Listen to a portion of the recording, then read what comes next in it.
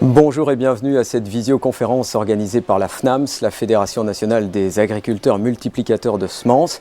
La FNAMS qui fête cette année ses 65 ans. Un clip anniversaire pour fêter ses 65 ans a d'ailleurs été diffusé juste avant le démarrage de notre émission. Ceux qui ne l'auraient pas vu peuvent le retrouver sur YouTube, la chaîne de la FNAMS. Nous allons parler aujourd'hui de certification environnementale. Niveau 2, niveau 3, HVE, haute valeur environnementale. C'est une certification officielle, tout ce qu'il y a de plus officiel, mais encore très mal connu et encore moins utilisé, même si les chiffres, vous allez le voir, augmentent fortement ces derniers mois. Alors, qu'est-ce que c'est? De quoi parle-t-on précisément? Comment ça se traduit sur mon exploitation agricole? Comment ça se traduit sur mes parcelles de semences?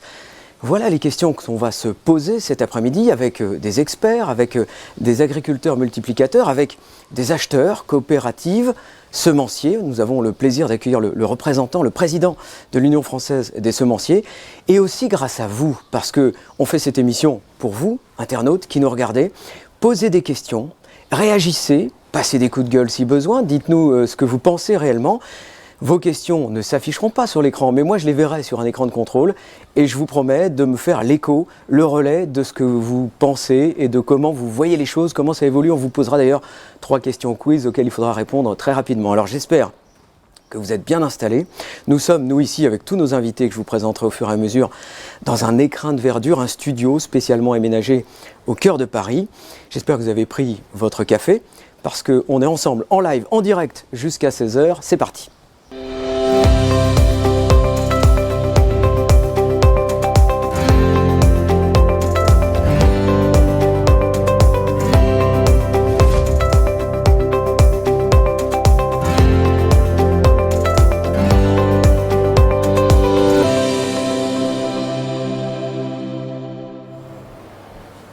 Thomas Bourgeois, bonjour. Bonjour Pascal. Vous êtes le président de la FNAMS. Pourquoi parler aujourd'hui de certification environnementale? Alors la certification environnementale, c'est un bruit qui courait ou un bruit de plaine qui courait déjà depuis 2007. Et il y a quelques années, un agriculteur multiplicateur est venu nous voir dans le Lot-et-Garonne et donc il avait des vignes dans le Buzet et des productions de semences et donc il souhaitait passer en HVE puisque pour les vignes HVE ça ouvrait un marché et du coup il savait pas quoi faire avec ses semences. Bon, on l'a écouté sans trop y faire attention, mais ça commençait déjà à nous titiller. Et puis arrive cette fameuse nouvelle PAC 2023 où on nous parle de certification environnementale. Et donc du coup là avec le bureau, avec mes collègues, avec le bureau de la FNAMS, on s'est dit mais quand même, il va peut-être falloir qu'on s'y penche vraiment sur la question parce qu'il va pas falloir qu'on laisse traîner sur le bord de la route nos agriculteurs multiplicateurs. Si certains souhaitent passer sur de la certification environnementale, il faut qu'on soit là absolument pour les accompagner. Et donc du coup, on a souhaité dédier ce webinaire aujourd'hui sur la certification environnementale pour bien débroussailler, pour que tout le monde comprenne exactement ce que c'est effectivement. Comme tu nous l'as dit, du HVE, du certification, on ne sait pas trop. Donc voilà pourquoi nous avons voulu faire ce webinaire. Bon, eh ben on a bien compris l'objectif de la mission, enfin oui, notre mission jusqu'à 16h. Dites-nous, vous, ce que vous en pensez, internautes, multiplicateurs qui nous regardez. Je vous pose tout de suite une première question quiz. Répondez à cette question immédiatement par oui ou par non. La certification environnementale est-elle un enjeu pour vous sur votre exploitation? Oui ou non? Est-ce que c'est un enjeu? Allez-y, pianotez, répondez. Ce sera le point de départ de notre débat. Et on va vous, bien sûr, diffuser les réponses, mais juste après ça.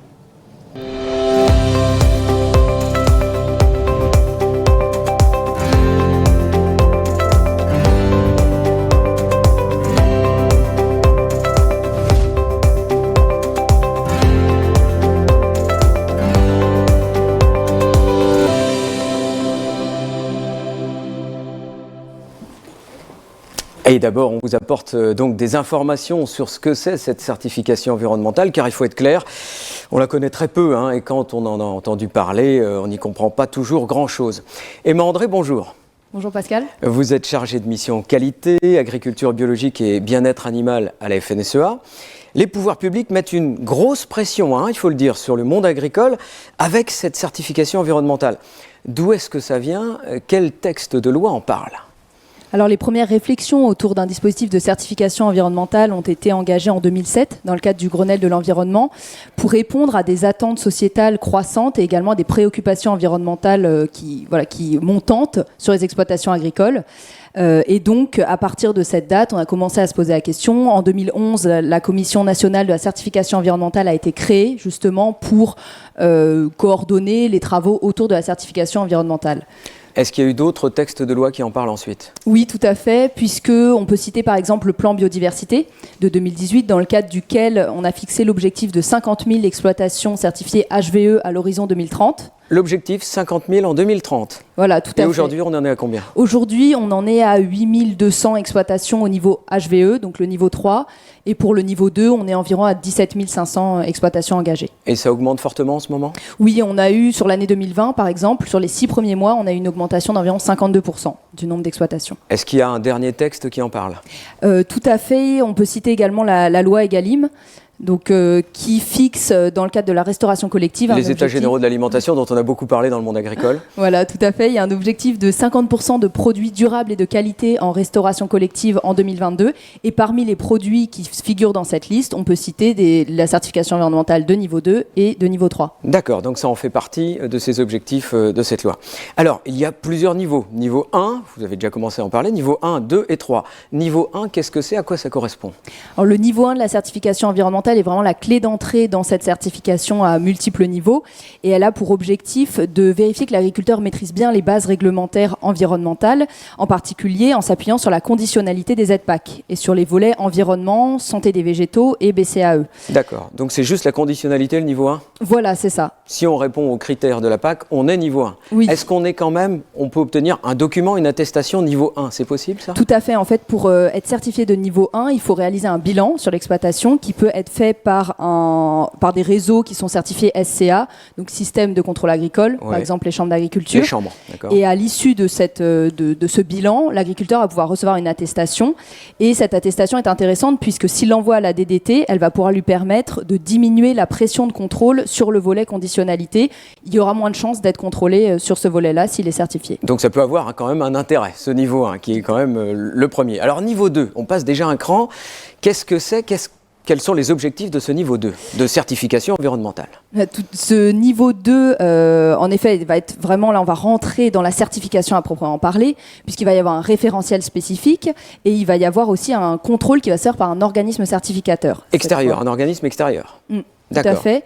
Et ce deuxième niveau de la certification environnementale repose sur des obligations de moyens. Donc on engage vraiment l'agriculteur dans une démarche d'agriculture raisonnée avec un raisonnement sur un certain nombre d'items environnementaux. D'accord. Quels sont les items sur lesquels il faut travailler sur ce niveau 2 déjà? Alors les items qui vont être aussi les mêmes que ceux qui sont repris au niveau 3, ce sont ceux de la biodiversité, Biodiversité, de la stratégie phytosanitaire, les phytos, la gestion de la fertilisation la fertile. et enfin la gestion de la ressource en eau ou irrigation pour ceux qui sont concernés. D'accord. Merci beaucoup déjà pour cette explication sur le niveau 2. On va voir maintenant le résultat de notre quiz. Est-ce que le résultat apparaît? Je vois que oui, il apparaît. Je vous rappelle la question qu'on vous a posée il y a quelques minutes. Êtes-vous intéressé par la certification environnementale? Est-ce que vous êtes intéressé? Oui. Aujourd'hui, 73%, je lis les résultats qui doivent vous apparaître aussi, qui vous apparaissent sur l'écran, et demain, 27%. Donc il y a quand même beaucoup de gens qui se posent la question dès aujourd'hui, ce qui nous met une forme de pression. Allons plus loin sur ce niveau 2 avec vous, François Laurent. Bonjour. Bonjour Pascal. Vous êtes directeur recherche et développement chez Arvalis, l'Institut du végétal. Et à ce titre, vous avez coordonné la rédaction d'un guide pratique pour mettre en place le niveau 2 de la certification environnementale sur son exploitation. On va le montrer à l'écran, hein, durant votre intervention, on montrera ce guide. Il s'intitule « Certification environnementale niveau 2, guide pratique pour les exploitations agricoles ». François, quelles sont les principales exigences du niveau 2? Qu'est-ce qu'il faut faire finalement pour y accéder? Alors en fait, comme on l'a évoqué, cette certification de niveau 2 est regroupée sur 16 exigences qui s'accompagnent d'un certain nombre de points de contrôle sur chacun des domaines qui ont été cités. Donc sur chacun des 4 domaines, biodiversité, gestion de l'eau, fertilisation et gestion phytosanitaire, l'exploitant sera soumis à un contrôle. Il s'agit bien d'une obligation de moyens, alors je vois sur le slide que vous diffusez là. Ouais, c'est très important de le voir. Et pas une obligation de résultat qui est réservée au niveau 3. Exactement, il faut bien comprendre effectivement cette distinction. Du coup, l'exploitant devra s'engager, par exemple, on va ici sur l'écran, sur le thème biodiversité, 4 exigences, par exemple, l'exploitant devra montrer de quelle façon il améliore l'entretien des infrastructures agroécologiques sur son exploitation. D'accord. Sur les phytosanitaires, de quelle façon est-ce qu'il met en œuvre des moyens d'outils à la décision ou des grilles d'intervention lui permettant d'objectiver l'utilisation de ces produits phytosanitaires. D'accord, et là on est toujours sur la mise en place de moyens, on est bien d'accord. Hein. Exactement. Okay. Autre exemple? Alors vous voyez que selon les thèmes, le nombre d'exigences peut varier. Sur la fertilisation, il y en a 6 par exemple. C'est l'établissement annuel d'un plan prévisionnel de fumure qui devrait être produit par l'exploitant. Exigence d'ailleurs qui correspond à un certain nombre d'aspects réglementaires pour ceux par exemple qui sont en zone vulnérable sur la directive nitrate. Et dernier thème? Par exemple, voilà, des exigences de traçabilité où l'évaluation et l'enregistrement des volumes d'eau d'irrigation apportés sur les différentes parcelles doit pouvoir être noté et démontré en termes de traçabilité. D'accord. Quels sont les principaux freins que vous avez analysés, vous, au cours de votre travail d'explication de ce niveau 2? C'est quoi ce qui est le plus difficile finalement pour l'exploitant? Donc, comme on le répète, comme on est sur une obligation de moyens, ça veut dire qu'il faut faire la preuve d'un certain nombre d'enregistrements, de mise en œuvre d'avoir à disposition un certain nombre de documents prouvant, on va dire, la mise en œuvre de bonnes pratiques. Donc, c'est le registre autour de l'enregistrement, la traçabilité des pratiques qui peut poser difficulté aux exploitants. Sur un certain nombre d'items, sur les 4 que l'on a vus, comme la fertilisation, ceux qui sont dans les zones vulnérables pour la directive nitrate sont déjà habitués. Ils sont déjà concernés. Voilà.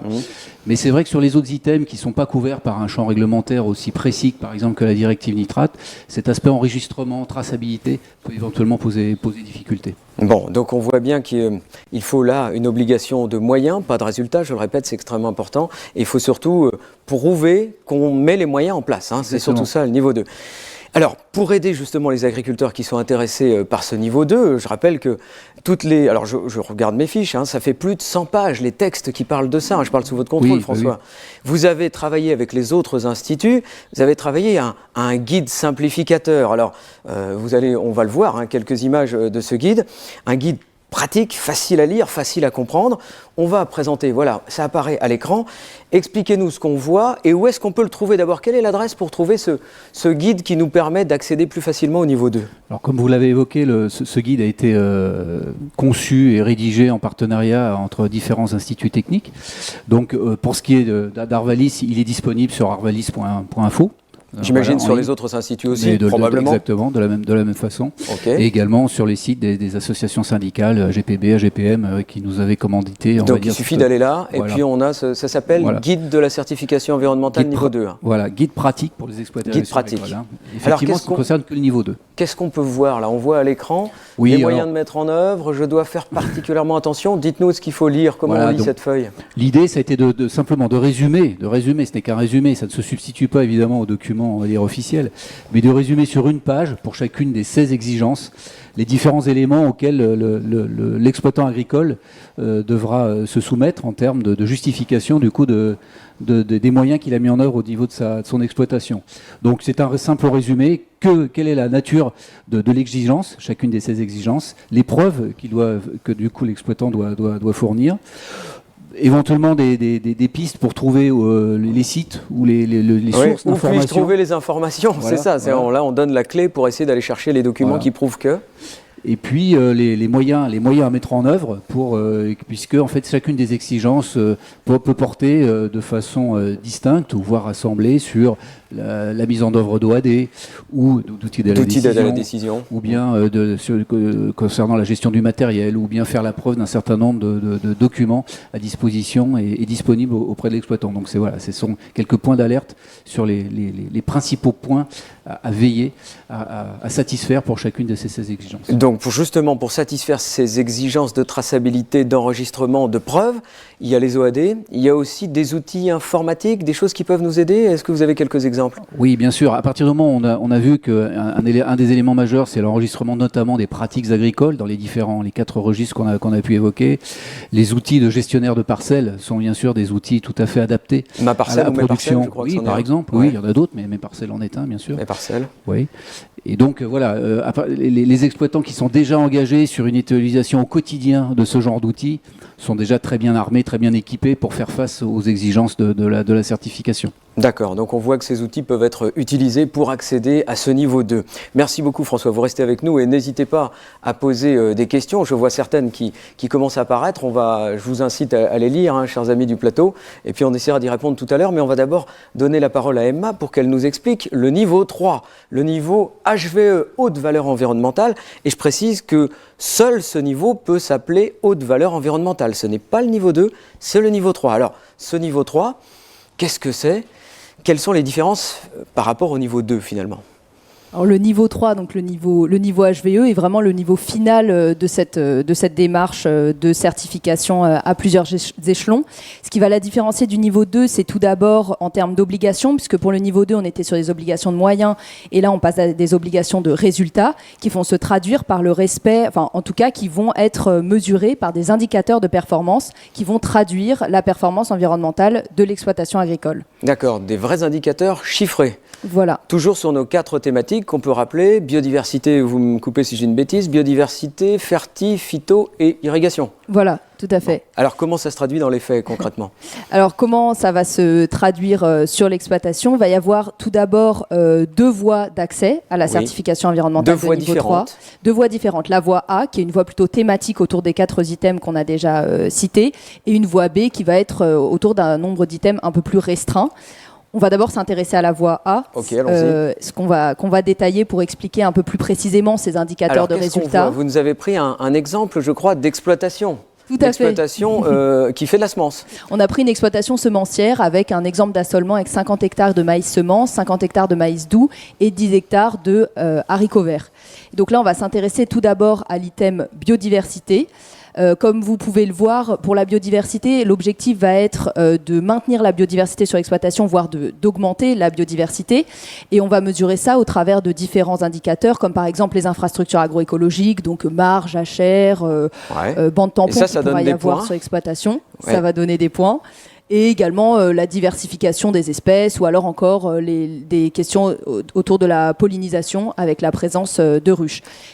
Alors, comment ça fonctionne? On voit tout un nombre de chiffres là. D'abord, quel est le maximum de points qu'on peut obtenir et comment on comptabilise? Parce qu'à la fin, je vois qu'il y a une sorte d'addition. Comment ça fonctionne? Alors, ce qui est important à retenir autour de cette voie A, c'est que pour accéder à la certification environnementale, il faut obtenir 10 points. Il y a un minimum de points, en fait. 10 points par thème? Et 10 points par thématique, exactement. Par exemple, en biodiversité, il faut 10 points en fertile, 10 points pour l'irrigation et 10 points aussi pour tout, quoi. Oui, peu importe combien de points on a, si un agriculteur a 11, 12, au-dessus de 10, dans tous les cas, ça passe. Mais s'il y a un indicateur sur lequel on est en dessous de 10 points, on n'a pas accès à la certification. On est recalé. Voilà, tout à fait. C'est vraiment une approche globale et il faut que tous les postes soient remplis pour pouvoir accéder à cette certification. D'accord. Et là, je comprends bien, évidemment, plus on a de mares, par exemple, sur l'aspect de biodiversité, plus on a de surface d'intérêt agroécologique, et bien plus on a de points. Voilà, on est bien d'accord. Hein. Ok, donc il en faut 10. Passons à la deuxième thématique. Sachant que les indicateurs sont au choix. Comme on l'a vu, l'agriculteur n'avait pas de points sur l'ensemble des indicateurs. C'est vraiment pour pouvoir s'adapter. Il faut 10 points au total sur ce thème. Voilà, c'est pour pouvoir s'adapter à la diversité aussi des exploitations. On choisit sur quel poste on va pouvoir montrer qu'on est vertueux. La deuxième thématique plus problématique, parce que sur la biodiversité, les exploitations passent en général, quel que soit le système culture ou atelier d'élevage. Ça marche. En revanche, sur la stratégie phytosanitaire, en particulier pour les grandes cultures, c'est un peu plus compliqué. Et peut-être aussi pour les semences, très compliqué. Et aussi pour les semences, parce que par exemple, on peut regarder un des indicateurs qui est celui de l'IFT, donc l'indice de fréquence de traitement. La problématique en filière semencière est qu'il n'existe pas de référence en fait pour les semences, pour les IFT. Et on n'a pas de référence pour les semences. il n'existe pas de référence spécifique, ce qui va être problématique puisque pour avoir des points sur l'IFT, il faut comparer l'IFT de l'exploitation à des références. Et en fonction de là où on se situe, on aura des points. Et pour les exploitations semencières, il y a des passages de traitement qui vont être spécifiques pour les semences et qui sont indispensables, qui ne seront pas pris en compte dans cette IFT. Donc c'est donc on est un peu comparés. désavantagé en semences aujourd'hui puisqu'on n'a pas le bon référentiel. C'est ce que vous nous dites là. On sera comparé à un référentiel qui ne prend pas en compte ces traitements-là. D'accord. Bon, on verra cette question-là après avec un autre intervenant, mais c'est vrai que vous faites bien de nous le dire. Alors expliquez-nous, là par exemple, l'IFT, il a 4, cet exploitant fictif, c'est un exemple fictif, il a 4, est-ce que c'est bien 4 ou c'est pas bien? 4, c'est plutôt bien, puisque le nombre maximal de points qu'on peut obtenir sur cet indicateur-là, c'est 5. Ah oui, donc là il est top. Là il est top. Là c'est vraiment un exemple de quelqu'un qui a est-ce qu'il pourrait, à tout hasard, pour qu'on comprenne bien comment fonctionne l'addition, il pourrait avoir 0, mais s'il compense dans cette thématique phyto 10 points avec les autres, il pourrait quand même accéder au HVE? Oui, mais dans les faits, ce serait compliqué en ayant 0 sur cet item-là. Ce serait assez difficile d'obtenir les 10 points requis. Mais en effet, le référentiel permet de moduler en fonction de moduler les indicateurs en fonction de la réalité des pratiques. En théorie, c'est faisable, mais en pratique, c'est peut-être complexe. C'est un peu compliqué. Voyons les 2 autres exemples et puis prenez à chaque fois un item et que vous nous expliquez. Alors le troisième item, ça va être les questions de fertilisation. Donc là, on va voir comment l'agriculteur raisonne ses apports, également quelles pratiques il va mettre en place pour limiter les fuites dans le milieu ou bien pour raisonner sa fertilisation. Ouais, alors par exemple, moi je prends la première ligne, SAU non fertilisé, ça rapporte des points. Là, il n'en a qu'un. Ça veut dire si on n'apporte pas de ferti sur un certain nombre d'hectares, s'il y en a beaucoup, on a de plus en plus de points. C'est bien ça? Voilà, c'est ça. Ça va être par tranche de 10% et on va avoir au fur et à mesure un point en plus à chaque fois qu'il y a une tranche de 10% de la surface qui n'est pas fertilisée. Ok. Autre item, le dernier. Et le dernier item, c'est celui de l'irrigation. Donc bien sûr, il ne va pas forcément concerner l'ensemble des exploitations agricoles puisqu'il faut être irrigant, sinon ça il y en a pas beaucoup de en sens. semences de l'irrigation, on est d'accord. Et là, voilà notre exemple, l'agriculteur a 60 hectares irrigables, donc là, il est pertinent d'aller chercher cet indicateur. Et là, l'objectif va être à la fois d'enregistrer les pratiques, mais aussi de voir si l'agriculteur met en place des pratiques qui sont économes ou alors qui limitent, qui optimisent la ressource en eau sur l'exploitation. Ouais, l'objectif, c'est d'éviter les pertes en eau, j'imagine, sur cet item. Alors, ça, c'est la voie A. Il y a aussi la voie B pour obtenir, c'est une voie très différente qui n'a rien à voir avec ça. Comment est-ce qu'on peut faire par cette voie B pour obtenir le sésame, le niveau HVE, niveau 3 ? Pour la voie B, on ne va plus raisonner selon les 4 items, mais on va avoir une approche globale de l'exploitation avec un nombre réduit d'indicateurs qui vont permettre quand même de retranscrire ce que fait l'agriculteur et sa gestion environnementale. On va avoir un premier item qui va être un premier indicateur qui va être sur la biodiversité. Soit l'agriculteur a 10% d'infrastructures agroécologiques sur son exploitation, soit il a au moins 50% de la surface en prairie permanente de plus de 5 ans. Donc il faut valider ça. Et de l'autre côté, il faut valider un indicateur intrant pourcentage d'intrants sur le chiffre d'affaires qui doit être inférieur à 30% pour pouvoir accéder à la certification environnementale. Là, c'est des chiffres, c'est-à-dire la quantité mesurable financièrement, c'est bien ça, sur le chiffre d'affaires. Là, c'est des chiffres économiques, Tout à fait. On va prendre en compte les semences, les engrais, les produits phytosanitaires, l'énergie, le transport. On fait un ratio avec le chiffre d'affaires. Et c'est combien, là? Il faut obtenir combien? 30%. 30%. Ce qui va être plus compliqué pour les exploitations où la valeur ajoutée est moins importante. Là, c'est plus discriminant comme voie que la voie A. Bon, merci. On a fait le tour. Rien d'autre à rajouter, Emma? Merci beaucoup. Vous restez avec nous puisqu'il va y avoir des questions.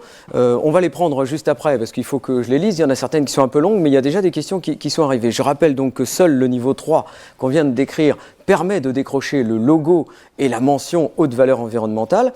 Et on va se tourner maintenant vers notre troisième invité de ce premier plateau. Je vous présente Hervé Lapie. Hervé, bonjour.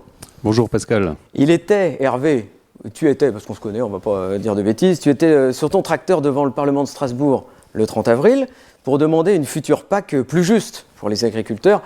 Tu es éleveur de porc dans la Marne, vice-président de la FNSEA et membre de la CNCE. C'est ce titre-là que tu interviens aujourd'hui, CNCE, la Commission nationale de la certification environnementale.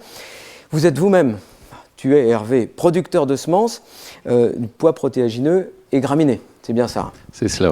Alors, 2 éléments extrêmement importants qu'on veut voir. Aujourd'hui, j'allais dire, cette certification, elle n'est pas figée dans le marbre. Elle n'est pas totalement finalisée. Il y a des évolutions, ça discute, ça négocie. D'abord, sur quoi on négocie? Mais surtout, qu'est-ce qu'on a obtenu l'hiver dernier sur ce qui est le plus compliqué, on l'a compris d'ores et déjà, l'IFT, la pression phyto. Qu'est-ce que vous avez obtenu l'hiver dernier sur l'IFT et cette certification ? En fait, on a eu un groupe de travail à la Commission nationale de la certification environnementale. Comme vous l'avez expliqué mes prédécesseurs, on fait les 10 ans de la certification environnementale. Et donc, il y avait des dispositifs à l'intérieur qu'il fallait faire évoluer. Et ce que vous a dit Emma tout de suite, c'est que sur la partie phytosanitaire, indice de fréquence de traitement, il y avait des références qui étaient devenues obsolètes par rapport aux pratiques agricoles qui sont appliquées aujourd'hui. Et donc l'idée, c'était de remettre à jour ces références autour de l'IFT, qui est un item important sur nos exploitations agricoles, autour de la stratégie phytosanitaire sur l'un des 4 items. Et donc on a fait évoluer le dispositif pour essayer d'intégrer le plus de cultures possible, pour qu'on donne la chance à un maximum d'agriculteurs de rentrer dans la voie de la certification environnementale. Parce que notre objectif, c'est celui de la massification de la certification environnementale pour donner aux céréaliers, mais aussi aux polyculteurs, mais aussi aux éleveurs. Donc on a un groupe de travail IFT et on a un groupe de travail élevage qui doit aussi travailler sur le bilan azoté, qui est un sujet aussi important autour de la certification environnementale. Donc il y a 2 groupes de travail qui sont mis en place. Il y en a un qui a très bien travaillé, qui est autour de l'IFT. Il y en a un autour de l'élevage qu'il faut absolument réactiver au niveau des ministères pour continuer à évoluer et accompagner aussi nos éleveurs. Donc on voit que ça bouge, ça évolue, ça négocie et tu es au cœur de cette machine. Quelle proposition portez-vous au nom de la FNSEA collectivement, qui a été faite par la FNAMS, par les multiplicateurs de semences, et qui pourrait peut-être les aider dans cette certification ? Je pense qu'au niveau des multiplicateurs de semences, notre gros problème en fait aujourd'hui, c'est que les références indices de fréquence de traitement sont faites à l'échelle régionale. Et comme l'a très bien dit Emma, c'est que nous n'avons pas de référence aujourd'hui sur la partie semences à l'échelle des régions. Ah oui, ça n'existe pas. Donc on n'a pas de référence régionale. Donc ça veut dire que soit on crée des références régionales avec la DRAF pour voir dans les différentes régions quelles sont les références pour qu'on passe sur une base de réalité sur nos exploitations agricoles, soit on travaille là-dessus, ou soit on supprime cet indicateur pour les multiplicateurs de semences parce qu'ils n'ont pas de référence et donc ils sont automatiquement pénalisés aujourd'hui par le dispositif. Donc l'enjeu il est important et je crois que voilà, les agriculteurs sont aussi pas mal questionnés sur leur travail, sur leur fréquence de traitement. Et ben pourquoi est-ce qu'on ne créerait pas une référence régionale pour les multiplicateurs de semences qui fassent foi et qui servent en fait demain dans l'homologation de la stratégie phytosanitaire? Parce que pour les multiplicateurs de semences, on a des contraintes, j'en fais partie, et je crois qu'on a des cahiers des charges qui sont hyper stricts et importants. Moi, je suis la multiplication en graminées porte-graines en gazon. Aujourd'hui, j'ai le droit d'avoir 0 vulpin dans mon gazon quand je le récolte. Ça veut dire que j'ai pas le droit d'avoir une stratégie phytosanitaire qui m'emmène vers des impasses, sinon mon lot il est refusé par mon acheteur. Donc, vulpin, c'est le lot qui est mort. Disons que c'est entre 2 et 3% de vulpin, c'est tolérable, mais comme c'est pas triable, entre une graine de raiegras et une graine de vulpin, c'est pas triable et on n'a pas le droit de livrer des mauvaises herbes à nos acheteurs. D'accord. Alors, on le voit bien, la négociation est en cours. Vous portez un certain nombre de revendications avec la FNSEA. J'aimerais ton sentiment. Est-ce que tu y crois, que ça peut bouger, que ça va bouger, ou est-ce que c'est cadenassé, que le gouvernement a déjà son idée en tête ? Non, je pense que... Nous, on y croit parce qu'en fait, on est dans une démarche de progrès. Quand on rentre dans le sujet de la certification environnementale, on est dans une démarche de progrès. Et je crois que l'agriculture française, elle est reconnue pour sa durabilité et la qualité de ses agriculteurs et de ses filières qui nous accompagnent. Mais on s'est un peu perdu ces dernières années entre 2 sujets.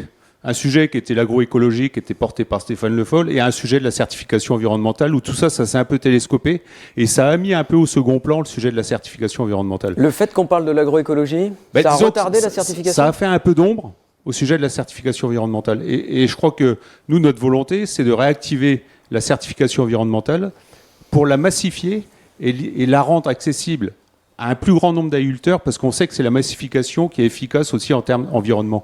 Et il n'est pas question de faire une élite avec la certification environnementale en la réservant à 2-3% de nos agriculteurs. Si on emmène 50, 60, 70% de nos agriculteurs, le challenge il est là. Et donc la porte d'entrée, c'est pas spécialement le niveau 3 HVE, c'est le niveau 2 de la certification environnementale, avec un accompagnement de nos agriculteurs dans une démarche de progrès. Et je crois que la porte d'entrée, elle doit être là, le niveau 2. Et ensuite, ceux qui veulent aller chercher la plus-value nécessaire, ça peut être le HVE. Mais réservons déjà la certification environnementale au niveau 2. Et après, on accompagne nos agriculteurs dans une démarche de progrès. Alors, on a vu avec EMMA qu'il y avait 2 voies pour le niveau 3, le niveau HVE. Est-ce que la voie B, je parle sous le contrôle d'EMMA, est-ce que cette voie B qui parle de chiffre d'affaires principalement, est-ce que cette voie B, très critiquée par des ONG, est menacée de disparaître ? Oui, on ne va pas se cacher, elle est critiquée aujourd'hui, c'est sur la place publique, il y a beaucoup de gens qui interviennent sur le sujet de la voie B. Je crois qu'il faut qu'on soit prudent. Il faut reconnaître que la certification environnementale s'est développée aussi avec des agriculteurs et des vignerons qui sont engagés sur la voie B. C'est aussi grâce à eux que la certification environnementale s'est développée. Donc il est hors de question de laisser sur le bord de la route ces gens-là. Il faut qu'on trouve une solution. Et pour nous, il n'est pas question d'abandonner la voie B. Peut-être qu'il faut qu'on l'améliore, mais on ne doit pas l'abandonner. Et je rappellerai simplement aujourd'hui qu'il y a un audit qui est commandité par l'OFB, l'Office français de la biodiversité, qui donnera ses réponses par rapport à la certification environnementale en juillet 2022. Donc n'anticipons pas non plus les résultats de l'audit. On verra bien l'audit ce qu'il dit, et ensuite on sera en capacité de faire évoluer peut-être la voie B, mais ne supprimons pas la voie B. Alors, avant de parler de la PAC avec toi, Hervé, je vois les questions, hein, ces niveaux, je prends les questions telles qu'elles m'arrivent, ces niveaux 1, 2, 3 et ces critères qui vont avec, qu'on vient d'expliquer, sont-ils nationaux ou européens ? Emma, est-ce que vous voulez répondre à ça ? Alors, comme je l'ai indiqué, pour le niveau 1, on est sur une base européenne, puisqu'on parle de la conditionnalité de la PAC. En revanche, pour les autres critères, pour les autres niveaux, pour le niveau 2 et le niveau 3, ce sont des référentiels français. Mais la question va se poser, étant donné que le référentiel n'est pas réservé aux agriculteurs français. Dans un marché européen, il est obligatoire de laisser aussi la possibilité à d'autres pays de s'engager sur le dispositif. Mais pour l'instant, il n'existe pas, j'allais dire, d'équivalence stricto sensu dans les autres pays. Non, et c'est justement un enjeu de garder quelque chose qui reste équitable, que le niveau soit aussi élevé que ce qui est fait en France et qu'il y ait les mêmes indicateurs qui existent dans les autres pays, ce qui n'est pas forcément le cas. On ne sait pas s'il y a des IFT ou... voilà. Mais oui, c'est ça, chacun a ses indicateurs. Les mêmes choses ailleurs. Question précise aussi sur le périmètre. Est-ce que les sociétés semencières peuvent-elles être certifiées ? Alors pour le niveau 2, ce qui est certifié actuellement, ce sont surtout des démarches. En fait, c'est des démarches qui vont être reconnues soit partiellement, donc juste sur une production comme étant de niveau 2, soit totalement. Donc vraiment, là, on va être sur toute la production de l'exploitation. Et ces démarches peuvent être portées par différents acteurs. On a aussi bien des COP que des groupements de producteurs, que certains distributeurs qui mettent en place des démarches. Par contre, sur le niveau 3, ce qui est certifié, c'est vraiment l'exploitation. Là, on est vraiment sur l'ensemble de l'exploitation et c'est uniquement des exploitations agricoles qui vont être certifiées. Emma, je vous invite à lire la prochaine question pour réfléchir à la réponse, parce que vous voyez, elle est très longue. Pendant ce temps-là, je vais questionner Hervé. Hervé, en parallèle de ces négociations sur le référentiel, sur ce qu'on met dedans, sur ce qu'on s'accorde, il y a des négociations avec le même gouvernement français, autour, bien sûr, de la CNCE dont vous faites partie, discussion sur comment la PAC va intégrer ça, comment on va rémunérer ça. Les écorégimes font déjà référence. Alors les écorégimes, c'est un nouvel outil européen qui va être utilisé par la PAC dans la prochaine PAC, là dans quelques mois. Alors d'abord, est-ce que vous nous certifiez que dans la prochaine PAC, ces critères, cette certification environnementale pourra être utilisée pour décrocher un écorégime ? Alors, je ne sais pas s'il faut qu'on revienne sur le sujet des écorégimes. Rapidement, rappeler que les écorégimes dans la future politique agricole commune vont représenter entre 20 et 30% des aides qui concernaient le premier pilier aujourd'hui, le DPB, le droit à paiement de base. Donc on va vous prendre 20 à 30% de ce DPB et on va le conditionner aux écorégimes. Donc ça va représenter entre 60 et 80 euros de l'hectare pour nos exploitants agricoles français. 60 à 80 euros de l'hectare. Donc c'est pour la prochaine PAC. Pour la prochaine PAC. Donc c'est bien sur le premier pilier, parce que je vois la question sur le deuxième, mais c'est bien sur le premier pilier. Et ensuite, est-ce que la certification environnementale va donner accès à ces écorégimes ? Alors le ministre nous l'a dit vendredi, pour la partie HVE, c'est acté. Par contre, ce qu'on souhaite, nous, c'est qu'on ait ces écorégimes qui soient accessibles au plus grand nombre des exploitants agricoles dans une démarche de progrès, mais qu'on n'en laisse personne sur le bord de la route. Donc il y aura 3 sujets autour des écorégimes. Il y a la diversité de l'assolement, il y a les infrastructures agroécologiques et il y a la certification. La certification étant donc l'une des portes d'entrée à ces écorégimes. Tout à fait. Et donc, HVE va donner accès, mais HVE, on rappelle que ça doit donner accès aussi à de la valeur ajoutée sur un marché. Et le sujet que nous on porte, c'est le sujet de la certification environnementale améliorée. C'est-à-dire qu'on ait quelques dispositifs dans le niveau 2 de la certification environnementale, avec quelques points d'amélioration, dans une démarche de progrès, non pas à l'exploitation agricole, mais à l'échelle de la ferme France. Et je pense qu'il faut qu'on soit en capacité de valoriser aussi à l'Europe ce que font les agriculteurs français. Est-ce que beaucoup de monde parle aujourd'hui de toutes les filières de recyclage qu'on a sur nos exploitations agricoles? Vous voulez que ce soit les national, ficelles, finalement? les bâches, les bidons. Enfin, on a une filière de recyclage aujourd'hui qui est extraordinairement efficace en France, et je crois qu'on est les seuls en Europe. Ben, est-ce qu'on ne peut pas le valoriser, ça? Est-ce que sur la stratégie phytosanitaire, on n'a pas une stratégie autour de l'agriculture de précision? Les outils de la décision, la génétique, les semences qui nous permettent d'utiliser le moins de produits phytosanitaires parce qu'on a des variétés qui sont résistantes à certaines maladies. On a des outils de la décision sur la septoriose, sur le mildiou. On a beaucoup de choses à valoriser, et donc c'est valoriser une partie de l'agriculture de précision. Et puis sur les gaz à effet de serre, on sait que l'enjeu climat, il est là aussi. Et ben, c'est essayer d'avoir les meilleures techniques disponibles pour éviter le maximum d'émissions de gaz à effet de serre, et notamment autour de l'azote, qui est un sujet important autour de l'agriculture. Hervé, les discussions aujourd'hui, elles en sont où? Est-ce qu'il suffira d'avoir le niveau 2 ou est-ce qu'il faut aller jusqu'au niveau 3 pour décrocher cette aide à l'hectare qui, tu nous le dis, sera peut-être de 80 €? Aujourd'hui, on a une ouverture auprès du ministre de l'Agriculture. Vendredi, il l'a confirmé dans le cadre du CSO. Il envisage une certification environnementale 2+. 2+, c'est-à-dire entre les deux, quoi. Entre les deux. Et donc, c'est les fameux indicateurs de résultats qu'il faut qu'on travaille avec le ministère pour qu'on puisse rendre accessibles les éco-régimes à un maximum d'agriculteurs qui ne pourraient pas y répondre sur le sujet de la diversité de l'assolement, parce que tout le monde n'a pas la chance, comme moi, dans mon département, qui est la Marne, j'ai 9 cultures différentes sur mon exploitation agricole. Ça sera plus facile que certains territoires, notamment des zones qu'on dit vulgairement intermédiaires, mais avec des potentiels de production moindres, qui n'ont pas la chance d'avoir cette diversification de l'assolement. Il y a les infrastructures écologiques et la certification, et ben, qu'on emmène aussi les agriculteurs sur des démarches de progrès, et je crois que ça sera intelligent. Il faut regarder ce qui se passe en Europe, parce que les éco-régimes se seront imposés à l'ensemble des agriculteurs européens. Donc il ne faudrait pas non plus qu'en France, on soit les mieux-disants et que ça nous pénalise en termes de compétitivité. Enfin, je crois qu'il y a un sujet, voilà, qu'il y a un mot qui est clair, et le ministre l'a encore rappelé, la compétitivité coût est un sujet très important pour faire du revenu sur nos exploitations agricoles aussi. Bon, donc on a bien compris que là aussi la négociation n'est pas terminée. Je prends la question telle qu'elle arrive, elle est un peu longue, mais je vous la lis. Bonjour, je représente une exploitation qui est recalée 2 années de suite pour le niveau HVE 3 en raison de la fertilisation. Les besoins azotés du maïs semence sont bien supérieurs à ceux du maïs grain et nous n'arrivons pas à avoir les 10 points que vous nous avez expliqué, Emma, pour ce module Ferti. Alors, la question est la suivante. Est-il possible de déclarer les semences en culture mineure n'ayant pas de référence, ou alors est-ce qu'on peut modifier les valeurs azotées des exportations dans le bilan global azoté? Avez-vous des exemples d'exploitation dans ce cadre-là? Emma, est-ce que vous avez un conseil à donner ou une réponse? Alors là, c'est vrai que c'est une question assez spécifique. Pour ce qui concerne la modification des valeurs azotées, je sais que dans le cadre de ce qu'on a travaillé, on a aussi réfléchi à mieux adapter justement la grille du bilan azoté par rapport à la réalité de ce qui se passe sur les exploitations et de ce qui des fuites qu'il y a aussi dans le milieu. Ça peut être un volet, comme actuellement il n'y a pas eu forcément de réflexion spécifique pour ces filières semencières, ça peut être quelque chose qui peut être travaillé. Et ça répond aussi, ça répond aussi à une autre question que je voyais sur les IFT, où on indiquait est-ce qu'on peut faire bouger les choses, parce qu'on nous demandait si en intégrant on pouvait réduire les doses phyto jusqu'à 50%, mais le critère IFT ne prend pas en compte les efforts qui sont faits en intégrant les meilleures conditions météo. Est-ce qu'on peut bouger les choses sur ce critère? Voilà, les discussions sont ouvertes dans le cadre de la CNCE. Donc, il y a des choses, on sait très bien que le référentiel actuellement, il n'est pas forcément adapté à l'ensemble, à l'intégralité des productions, et c'est aussi là qu'est l'enjeu. Donc ces questions-là, elles sont importantes à faire remonter pour ensuite qu'elles soient discutées avec l'ensemble des parties prenantes. Je lis les questions telles qu'elles arrivent.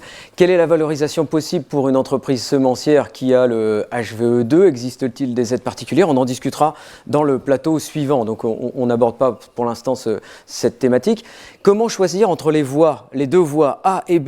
Est-ce que, il y a des conseils qu'on peut donner aux agriculteurs qui se posent la question?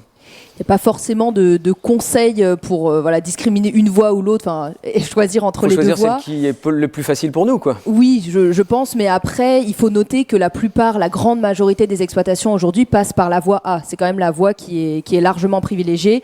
Et la voie B, comme on le disait, dans la façon dont elle est construite, elle est plus accessible à des exploitations qui auraient des productions à forte valeur ajoutée. Pour les autres, c'est très compliqué. Le critère est très discriminant. Bon. Pas facile. Donc on n'est pas arrivé au bout de cette démarche. Merci à tous les trois pour ce premier plateau. N'hésitez pas à continuer à nous poser des questions. Et vous, les multiplicateurs qui nous regardez dans votre exploitation, êtes-vous déjà engagé dans une démarche de certification environnementale? Répondez tout de suite sur votre ordinateur à cette question quiz. Êtes-vous déjà engagé dans une démarche de certification ou une démarche équivalente? Ça peut être Agriconfiance pour les COP ou une démarche privée. La question s'affiche sur votre écran. En attendant vos réponses, partons maintenant sur le terrain. Nous sommes allés chez un agriculteur multiplicateur installé dans le Loir-et-Cher, un jeune de 26 ans qui fait de l'oignon, pommes de terre, carottes, et de céréales aussi, en plant ou en semences. Il vient de reprendre 125 hectares depuis 3 ans. Interview de Benjamin Minière, c'est parti.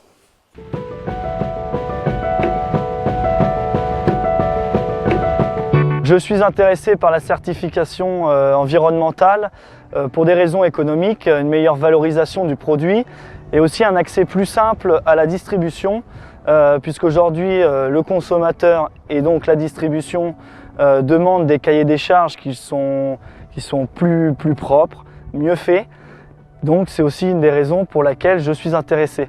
L'autre raison, c'est une raison écologique, d'avoir une meilleure production, une production plus saine, un respect de nos sols. Et aujourd'hui, dans le monde dans lequel on vit, on n'a plus le choix que d'être dans cette position-là. C'est une question environnementale et c'est important pour nous, agriculteurs. On fait partie de l'environnement, on gère l'environnement, c'est à nous d'appliquer ces règles-là.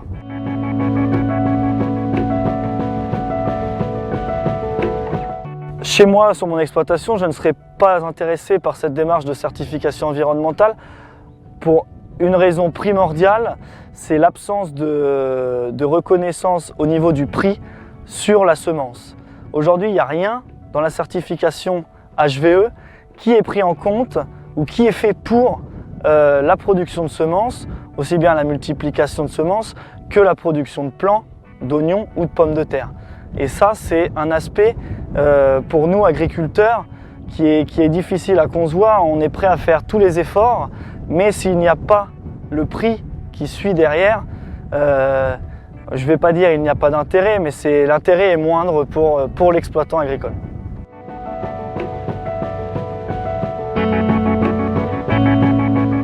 Aujourd'hui, sur l'exploitation, je cherche à obtenir la certification HVE de niveau 3. Et je n'en suis pas très loin du fait que j'utilise déjà le binage depuis quelques années sur mes cultures, aussi bien de légumes que mes cultures de multiplication de semences, la carotte, ce qui me permet de réduire considérablement l'impact des intrants phytosanitaires sur l'exploitation. C'est déjà un point extrêmement important sur la certification HVE. Deuxième point, on a une part sur la SAU très importante, enfin plutôt importante, de haies et de jachères, ce qui permet aussi d'avoir un point relativement considérable sur la possibilité d'obtenir la certification HVE de niveau 3. Résultat du quiz, êtes-vous engagé chez vous sur votre exploitation dans une démarche de certification environnementale? Le résultat s'affiche sous mes yeux. 33% oui, vous voyez le résultat à l'écran, et donc 67% de non. 33% quand même d'entre vous qui nous regardez êtes déjà engagés dans une démarche de certification environnementale. Alors pour les 67% qui n'y sont pas, allez-vous changer d'avis et vous y lancer? Pour vous aider à prendre une décision, nous avons maintenant sur le plateau des acheteurs, une coopérative et le président des semenciers français. Ouvrons notre deuxième plateau.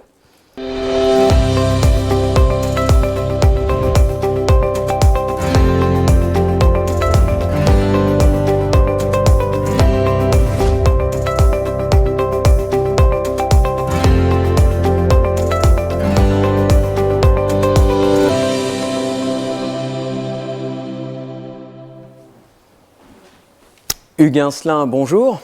Bonjour Pascal. Vous êtes multiplicateur, mais vous êtes aussi, et c'est à ce titre qu'on vous a invité, coopérateur chez Valfrance en région parisienne. Valfrance s'est lancé dans une certification environnementale de niveau 2, niveau 2, équivalence connue sous le nom d'Agriconfiance. C'est le label, j'allais dire, propre au COP. Vous le faites donc déjà chez vous, dans votre COP. Combien de coopérateurs, d'agriculteurs sont chez vous engagés dans cette démarche ? Et oui, en effet, Pascal, ça fait déjà de nombreuses années que Valfrance a engagé une démarche qualité via le référentiel Agriconfiance. Et ça fait donc au moins une vingtaine d'années que nous sommes partis dans ce schéma-là. Il y a environ aujourd'hui la moitié des producteurs sociétaires qui sont engagés dans cette démarche. Combien ? Ça fait combien au total ? Environ 600 agriculteurs sur 1200. 600 sur 1200 chez vous. Voilà. Pourquoi avoir fait ce choix de vous lancer dans cette démarche de niveau 2 ? En fait, c'est parti un peu des demandes clients. Valfrance a toujours eu en région parisienne des clients meuniers assez orientés sur la traçabilité et sur les bonnes pratiques. Et donc petit à petit, il a fallu manager cette qualité au sein de la COP. Et donc on s'est tourné sur le référentiel Agriconfiance qui nous permet de manager la qualité en interne et donc de répondre au cahier des charges et aux demandes des clients, tout en ayant un tronc commun qui est la certification environnementale de niveau 2, reconnue via Agriconfiance. Donc pour vous, c'est une demande client, c'est une forme de cette demande client nous a permis en fait de manager au mieux cette demande client. Il y a un tronc commun qui est la certification environnementale, les 16 exigences, comme on les a déjà exposées tout à l'heure. Et à cela s'ajoutent en fait des demandes clients plus particulières. Ah oui, vous allez plus loin sur certains points ? On va plus loin dans certains cahiers des charges et on a quand même une grosse partie du tas de blé qui est produite dans le tronc commun, mais après on a des cahiers des charges plus complexes dans lesquels nous sont imposés par les clients des choses, des demandes spécifiques de leur part. Voilà. Alors comment ça se traduit ? Quelles sont les exigences justement que vous mettez en œuvre vous pour répondre à cette demande ? Donc pour un agriculteur de base, chez vous, pour un qu'est-ce qu'il doit faire pour vous donner des exemples, dans certains cas, par exemple pour la charte LU Harmonie, déjà dans un premier temps, ce qu'on peut dire, c'est que l'agriculteur, dans ses cahiers des charges, est obligé d'acheter de la semence certifiée. Déjà voilà. Il est obligé d'acheter de la semence certifiée. C'est une première chose. C'est important pour nous. La coopérative a fait le choix d'imposer l'achat de semences certifiées pour la production de ses contrats Agriconfiance. Ensuite, on va parler par exemple, dans certains contrats, de sans insecticides de stockage. C'est à la mode en ce moment et ça fait partie un petit peu des items HVE3 qu'on pourrait en parler tout à l'heure. Pour la charte LU Harmonie, par exemple, des actions de biodiversité, l'obligation d'implanter une jachère mellifère en parallèle d'un contrat. Ça peut être également... c'est une traçabilité du début jusqu'à la fin. Du début jusqu'au client. Bon, donc, on se rappelle bien que le niveau 2, c'est une obligation de moyens, là, pour le coup. C'est ça. Pas de résultat encore qui est réservé au niveau 3. Exactement. D'accord. Alors, la question la plus intéressante. Qu'est-ce que ça vous rapporte ? Est-ce que vous y gagnez quelque chose ? Ou plutôt, le coopérateur, est-ce qu'il est payé plus cher à sa tonne de blé ? Alors déjà, la coopérative, ça lui permet d'asseoir sa notoriété auprès de ses clients, parce que mine de rien, on est quand même dans un milieu concurrentiel et on a quand même envie de garder nos petits meuniers locaux et de ne pas se les faire piquer par d'autres acteurs. Donc c'est déjà ça, d'asseoir sa notoriété. Valfrance, c'est la qualité en quantité, donc on essaye de faire perdurer ce slogan. Et après... Pour le sociétaire, l'idée c'est d'améliorer sa valeur ajoutée. Il touche de l'argent pour en la plus, on est d'accord. Alors la coopérative va toucher une prime et elle va évaluer en fait le coût que ça représente, notamment les audits pour la certification environnementale, la gestion des contrats, etc. La gestion du système. L'allotement aussi parfois un peu particulier de la récolte, les transferts qui peuvent être occasionnés.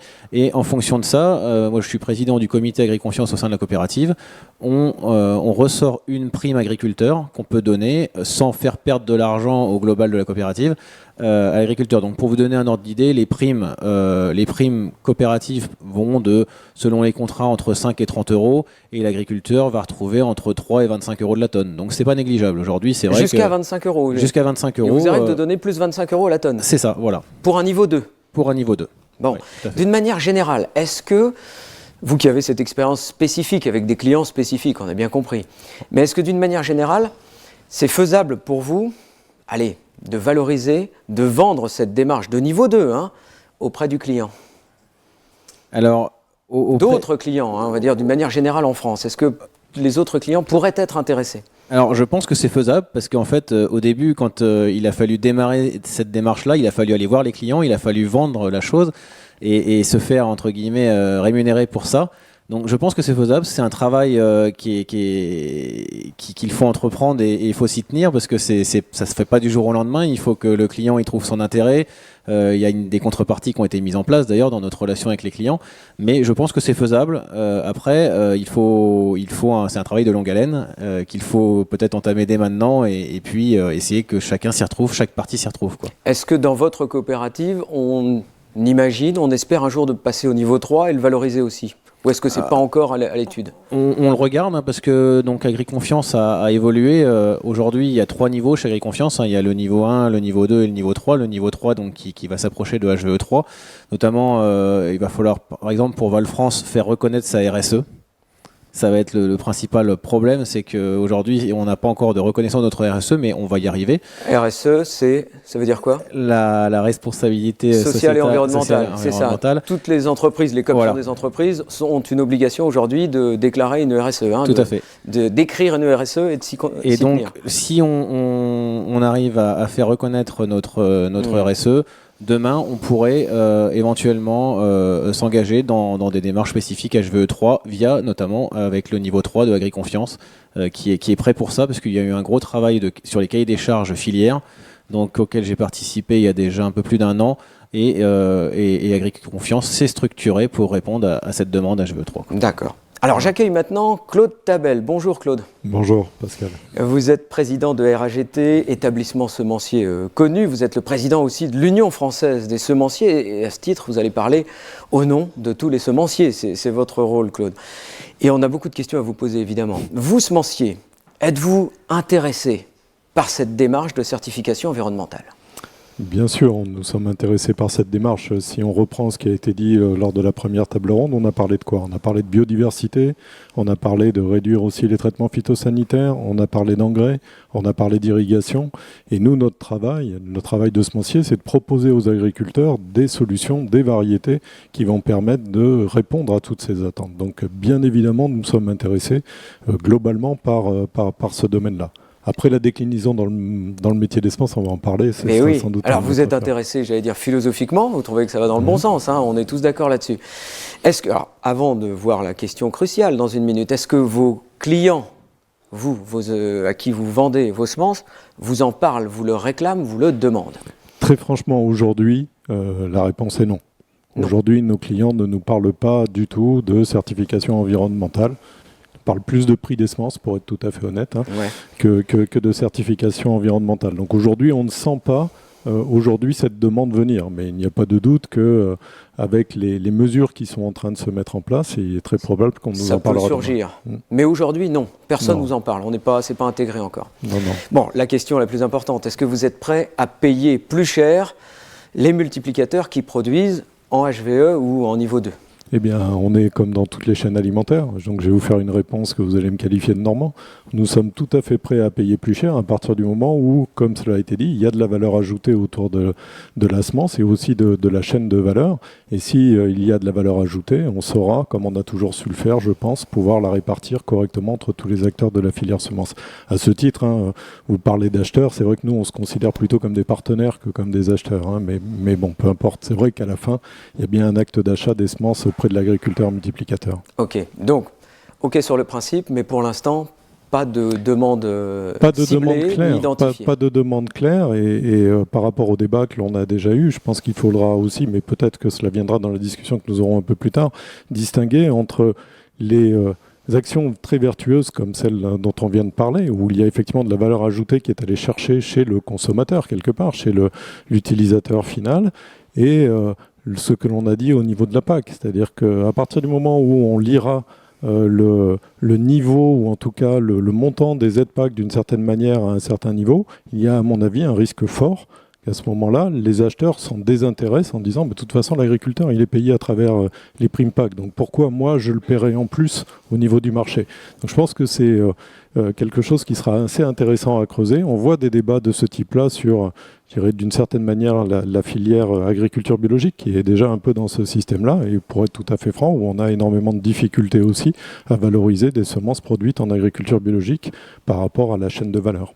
Ah oui, même les semences bio sont difficiles à valoriser aujourd'hui.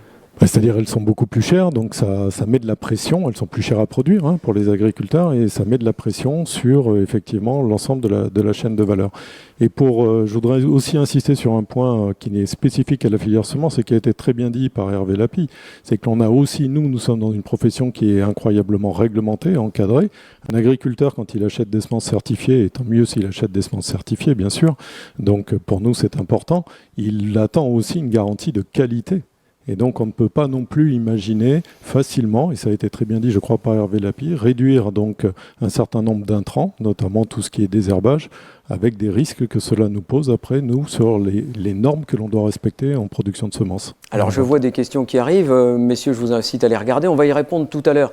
Mais avant de répondre à ces questions, il y a quelques questions précises. Claude, je continue avec vous sur la RSE qu'on a évoquée tout à l'heure avec Hugues, la responsabilité sociale des entreprises. C'est désormais une obligation pour toutes les entreprises. Est-ce qu'à travers ce prisme ou cette optique de la RSE, est-ce que vous ne seriez pas intéressé pour valoriser ou intégrer cette démarche HVE de vos fournisseurs pour pouvoir, vous, avoir une RSE plus forte, plus costaud?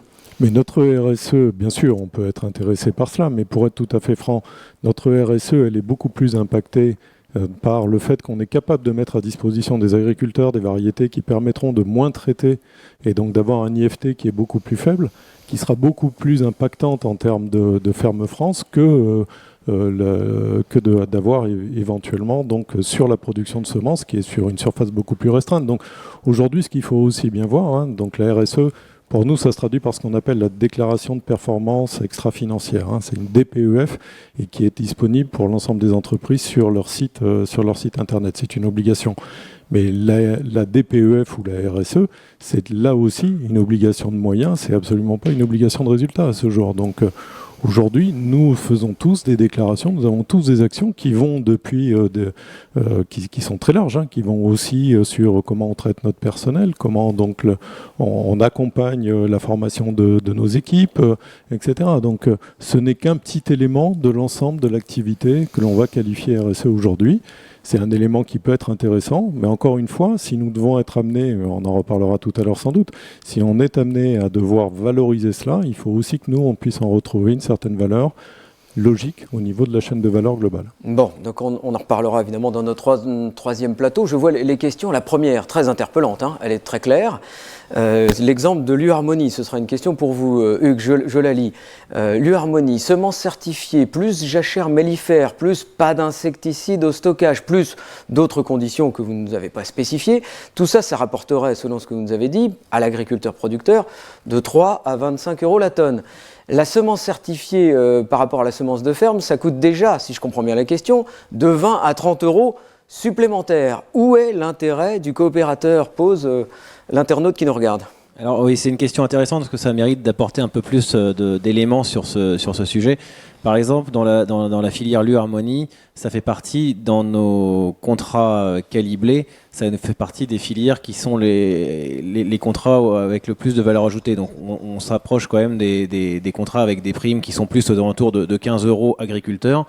Il ne faut pas oublier que là-dessus, on rajoute encore une prime de stockage long qui va être de plus de 17 €. Ah oui, d'accord. Voilà, donc c'est quelque chose qui vient encore derrière. Bon. Et puis, donc c'est quand même rentable. Il y a des petites choses, voilà, ça reste rentable. Ça reste rentable pour l'agriculteur. Et il y a des petites choses qu'il ne faut pas oublier. Par exemple, dans ce type de contrat, c'est des contrats où on n'a pas d'objectif de protéines. Donc quelqu'un qui a dans un terroir un peu de mal à faire de la protéine naturellement et qui pourrait se dire moi je suis bon qu'à faire du blé fourragé, il peut quand même faire des blés de qualité tout en ayant quand même une prime de stockage supplémentaire et du coup financièrement s'y retrouver quand il a un terroir qui n'est pas forcément adapté à faire du blé classique de 120 11 de protéines, 76 de PS. Bon, voilà. Donc on peut quand même s'y retrouver. Voilà. C'est vrai que bon, c'était peut-être un petit peu, il n'y avait pas assez d'éléments, présenté un peu rapidement, mais quand on creuse un peu, s'il y a des producteurs qui le font, c'est qu'on s'y retrouve. Moi-même, j'ai un contrat de production de charte qualité LU Harmonie tous les ans. Et si je continue à le faire, c'est que je m'y retrouve. Voilà, ok.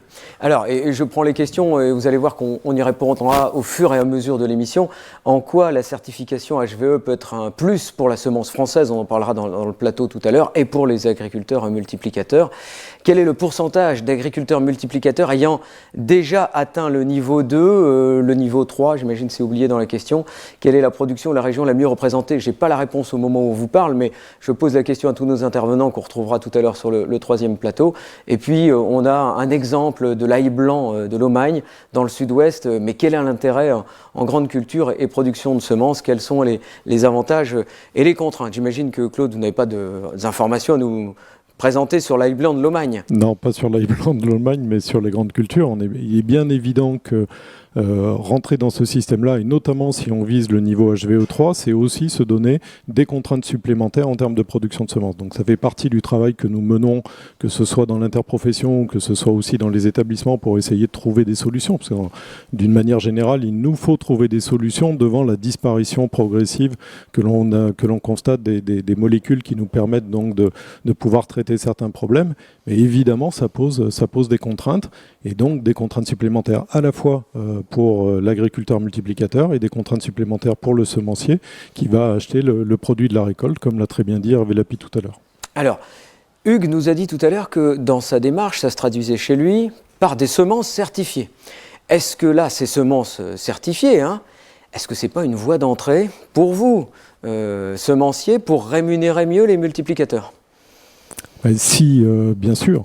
J'allais dire bien sûr, évidemment, si rêvons, si la France se met à mettre 100%, à semer 100% de semences certifiées, d'une certaine manière, l'économie du système sera meilleure et donc tout le monde pourra en profiter. La difficulté, c'est que la tendance, elle n'est pas tellement dans ce sens-là jusqu'à présent. Donc on peut saluer la démarche de Val-France et que je trouve absolument remarquable. Pourquoi? Parce que derrière la semence certifiée, ce qu'il faut bien voir, c'est qu'il y a aussi le financement de la recherche. Et que malgré les accords que l'on a, comme la CRIV, 1 hectare de semences certifiées rapporte plus ou permet plus de recherche qu'un hectare de semences de ferme. Voilà, c'est une réalité. Après, je ne dis pas c'est bien ou c'est mal, je veux dire c'est le constat. Le constat, il est là aujourd'hui. Donc pour nous, et par rapport aux défis de demain et tous les défis dont on parle, plus il y a de semences certifiées, mieux ce sera évidemment pour la profession semencière. Moi, personnellement, évidemment, je pense que ça sera mieux aussi pour la Ferme France. Aujourd'hui, oui, bien sûr, ça serait une solution et ça nous permettrait sans doute aussi de pouvoir mieux rémunérer les agriculteurs multiplicateurs. Claude, vous avez un regard sur tout ce qui se passe en Europe, bien sûr. Est-ce qu'il existe ailleurs, dans d'autres pays, des démarches équivalentes de certification environnementale ? Non, pas vraiment, pas à ce stade. Je pense que la France n'est pas en retard. On est à peu près. On est plutôt en pointe, donc du coup, si je comprends. On est en pointe. Aujourd'hui, je vous ai dit qu'il n'y avait pas de demande de nos clients, donc il n'y a pas plus de demandes hors de France qu'en France. Aujourd'hui, ce qui fait que la semence française sur certaines espèces, elle est très appréciée, c'est justement sa qualité en tant que semence, c'est-à-dire à travers les normes que l'on fournit, la qualité, la pureté spécifique, la germination et autres, et la génétique qu'il y a derrière. C'est ça qui fait la renommée de la semence en France et que l'on peut aussi produire, et c'est une fierté, très franchement, c'est une fierté parce qu'on travaille avec 19 000 environ agriculteurs multiplicateurs en France et on a une filière qui est, vous le savez, nous sommes le premier exportateur mondial, le premier producteur européen, c'est grâce à la qualité de nos terroirs et à la qualité des agriculteurs multiplicateurs. Donc aujourd'hui, on n'a pas de demande spécifique en plus.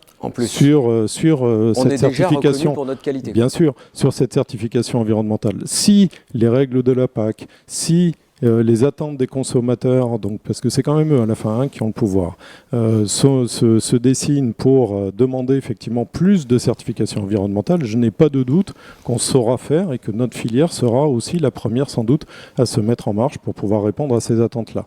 Est-ce qu'il n'y a pas un risque de se faire décrocher, dépasser par d'autres continents, d'autres pays qui prendraient cette direction? Alors, je cite un exemple, peut-être est-il pas le bon, vous allez me dire, l'origine green en Irlande. Ça marche bien. Est-ce que c'est du même niveau que la certification environnementale? Est-ce que ça peut apporter des choses aux producteurs irlandais? Je ne sais pas s'ils font de la semence en Irlande. Ils ont un peu plus de difficultés, je pense, globalement que nous. Franchement, je ne le vois pas venir. Je peux me tromper, mais je voudrais être optimiste là-dessus. Je ne vois pas venir de concurrence forte sur ce sujet-là. Je parlerai différemment sans doute de l'agriculture biologique, qui est encore un autre sujet. Mais sur notre sujet qui nous occupe aujourd'hui, non, je ne crois pas que l'on soit ni en retard, ni que l'on ait de grands risques. Mais encore une fois, pour que ça marche, il faut que la filière s'organise et il faut qu'à un moment donné, comme ça a été très bien dit, il y ait de la valeur ajoutée. S'il n'y a pas de valeur ajoutée, il n'y aura pas non plus de mise en place systématique. Et ça, c'est un peu la caractéristique que l'on a en France. On a à la fois le carotte, alors, je sais bien que l'agriculteur a parlé de carotte, mais la carotte et le bâton. Alors la carotte, c'est, oui, on va mettre de l'éco-conditionnalité, etc. Et puis le bâton, c'est la réglementation qui nous interdit et qui nous enlève des moyens de production. Donc on a cette culture-là aussi beaucoup en France. Et il faut que l'on arrive à gérer cela. Moi, je suis toujours admiratif, franchement, de la profession agricole qui a été capable de s'adapter de façon importante à chaque fois et de relever tous les défis. Donc j'ai pas de doute qu'on relèvera aussi ce défi-là demain s'il devient nécessaire. Alors, je crois que la démarche de certification que vous ne voyez pas encore en semences, on a bien compris votre message, Claude, elle est très développée en revanche dans d'autres secteurs, notamment en viticulture. Et il y a une question qui tourne autour de ça. Alors, quels sont les marchés intéressés aujourd'hui par des semences certifiées HVE, donc niveau 3 ? Une question de Pierre Laglaise. Est-ce que vous voyez des choses, vous, mes deux invités, là, Hugues et Claude ? Oh là, le silence est éloquent. Claude, vous voyez rien, vous ? Je ne veux pas parler, non, mais je connais Pierre, donc je comprends pourquoi il pose cette question, mon ami Pierre, mais non, aujourd'hui, à court terme, en tout cas, on ne le voit pas. Il y a un danger, je pense, à court terme, parce que l'on voit arriver un petit peu, c'est des démarches privées. Alors ça, c'est un autre sujet peut-être dont on pourrait parler, c'est la foultitude de labels ou autres, etc. Alors déjà... Ok, AgriConfiance, on est déjà en train de dire AgriConfiance, c'est à peu près équivalent ou c'est équivalent à la certification de niveau 2. Et vous voyez bien que cette difficulté que l'on a aussi autour des labels en France, de beaucoup de choses, chacun y va de son label et de son appellation. Et ça, c'est un problème pour vous ? Oui, c'est un problème, c'est un double problème. C'est un problème parce que ça ne donne pas de lisibilité.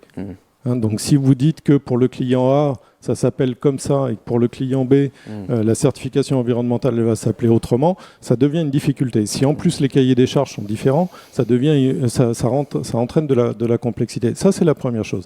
Et la deuxième chose que l'on voit venir, qui est pour le coup non pas une opportunité, mais une contrainte pour notre métier, c'est de la part de distributeurs de mettre en place des formes d'équivalent de Nutri-Score environnementaux pour leurs fournisseurs. Et ça devient une contrainte supplémentaire.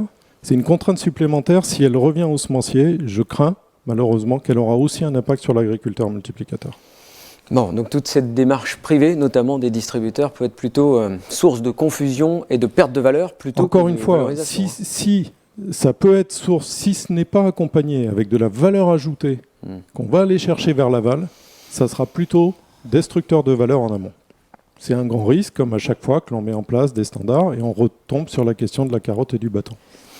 Hugues, j'aimerais vous poser une question. Vous êtes au niveau 2, on est bien d'accord. Qu'est-ce qui vous manque pour passer au niveau 3, le niveau HVE, le vrai niveau haute valeur environnementale ? Quels sont les points de blocage pour l'instant et qu'est-ce qu'il faudrait faire pour les surmonter chez vous, dans votre exploitation ? Eh bien, en fait, moi, ça rejoint un peu tout ce qu'on s'est dit tout à l'heure. Sur le ratio, sur la voie B, le ratio chiffre d'affaires sur intrant, j'ai 8 cultures sur l'exploitation avec des valeurs ajoutées qui sont des valeurs ajoutées de culture céréalière, donc en multiplication de semences ou en contrat de qualité, mais j'ai pas forcément une valeur ajoutée type culture légumière et autres qui me permettrait donc encore d'atteindre ces ratios. Donc la voie B, pour l'instant, elle est plutôt fermée pour moi, et la voie A, il faudrait vraiment que je fasse un effort considérable sur mes IFT pour y passer, et le problème c'est que je suis pas certain d'assurer la qualité de mes productions si je fais cet effort là certaines années, quoi. Ouais, donc pour l'instant ça paraît difficile. Ça pourrait être très aléatoire, peut-être qu'une année ça pourrait passer, mais en tout cas je ne garantis pas que ça puisse passer tous les ans, et donc c'est encore compliqué. Moi ça fait plusieurs années que j'essaye avec mes données de l'exploitation et que ça passe pas en niveau 3, quoi. Ah oui, vous le regardez chaque année et oui, pour l'instant alors, ça passe pas. Ça fait 2 ans que je le fais, donc on essaye d'avoir un peu quelques exploitations pilotes sur la coopérative, et on se rend compte que dans notre schéma, dans nos types d'exploitation à la coopérative, ça passe pas pour l'instant. Donc tant que ça n'évolue pas, pour nous, on reste un petit peu cantonné au niveau 2. Voilà. Ok, donc on vient de le voir, hein, la grande difficulté, c'est la difficulté technique pour les multiplicateurs de semences. Voyons précisément plus directement, quelles sont ces difficultés techniques pour passer au niveau 3, le niveau haute valeur environnementale? On est allé voir un agriculteur multiplicateur de semences qui a fait justement des audits de faisabilité sur les exploitations de sa région pour le compte d'un opérateur qui se renseignait sur une démarche environnementale. Cet agriculteur engagé, lui, dans une démarche de conservation des sols, c'est Luc Jacquet, et qui exploite 122 hectares à Fouronne, dans l'Yonne, au sud de Paris. Reportage.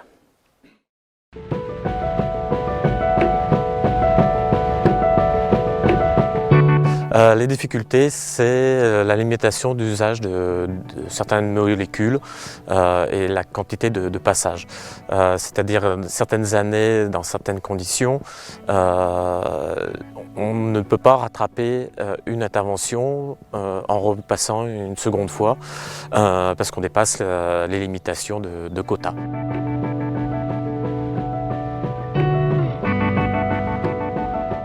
Alors il existe plusieurs solutions pour surmonter ces difficultés. C'est rallonger les rotations avec des cultures d'automne, d'hiver et de printemps. C'est également d'incorporer plusieurs familles d'espèces et des variétés tolérantes aux insectes et aux fongicides. Après, il reste le problème du désherbage, où la génétique ne peut pas faire grand-chose pour le moment en France et en Europe. C'est de trouver des palliatifs.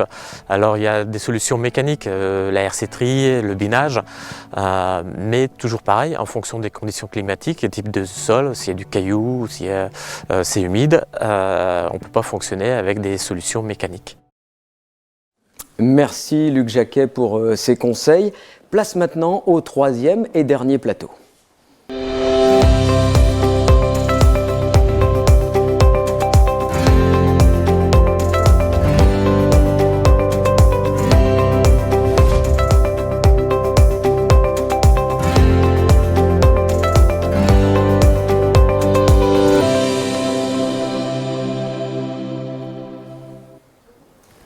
Nous sommes avec Claude Tabel qui est resté avec nous, Hervé Lapique, je vous ai déjà présenté, Thomas Bourgeois bien sûr, et Jean-Pierre Allot. Alors allez-y, posez-nous des questions, elles s'affichent encore, interpellez-nous et c'est le moment du débat, donc vous pouvez encore plus vous lâcher si je puis me permettre. Jean-Pierre Allot, on commence avec vous. D'abord on vous présente parce que vous n'étiez pas présent sur les deux premiers plateaux, vous êtes multiplicateur, vice-président de la FNAMS, et après tout ce qu'on a entendu, tout ce qui s'est dit là depuis 1h10 maintenant, comment on sort de ce dilemme? On voit bien qu'il y a la société, les pouvoirs publics qui demandent des choses, la valorisation qui, pour l'instant, je parle sous le contrôle de Claude Tabel qui est à côté de vous, n'est pas là, l'aide PAC qui est pour l'instant hypothétique. Est-ce que vous y croyez encore à ce moment du débat? Est-ce que vous êtes convaincu qu'il faut aller dans cette direction, oui ou non? Bonjour Pascal. D'ailleurs, il faut d'abord rappeler pourquoi on est là cet après-midi.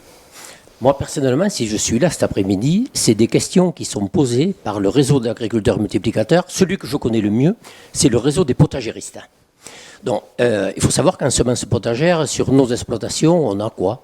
On a 2, 3, 4, 5, 6, 7 contrats. Moi, sur ma ferme, j'ai 14 contrats. 14 contrats. 14 contrats, pas en potagère. En potagère, j'en ai 6. Donc, mais 14 cultures.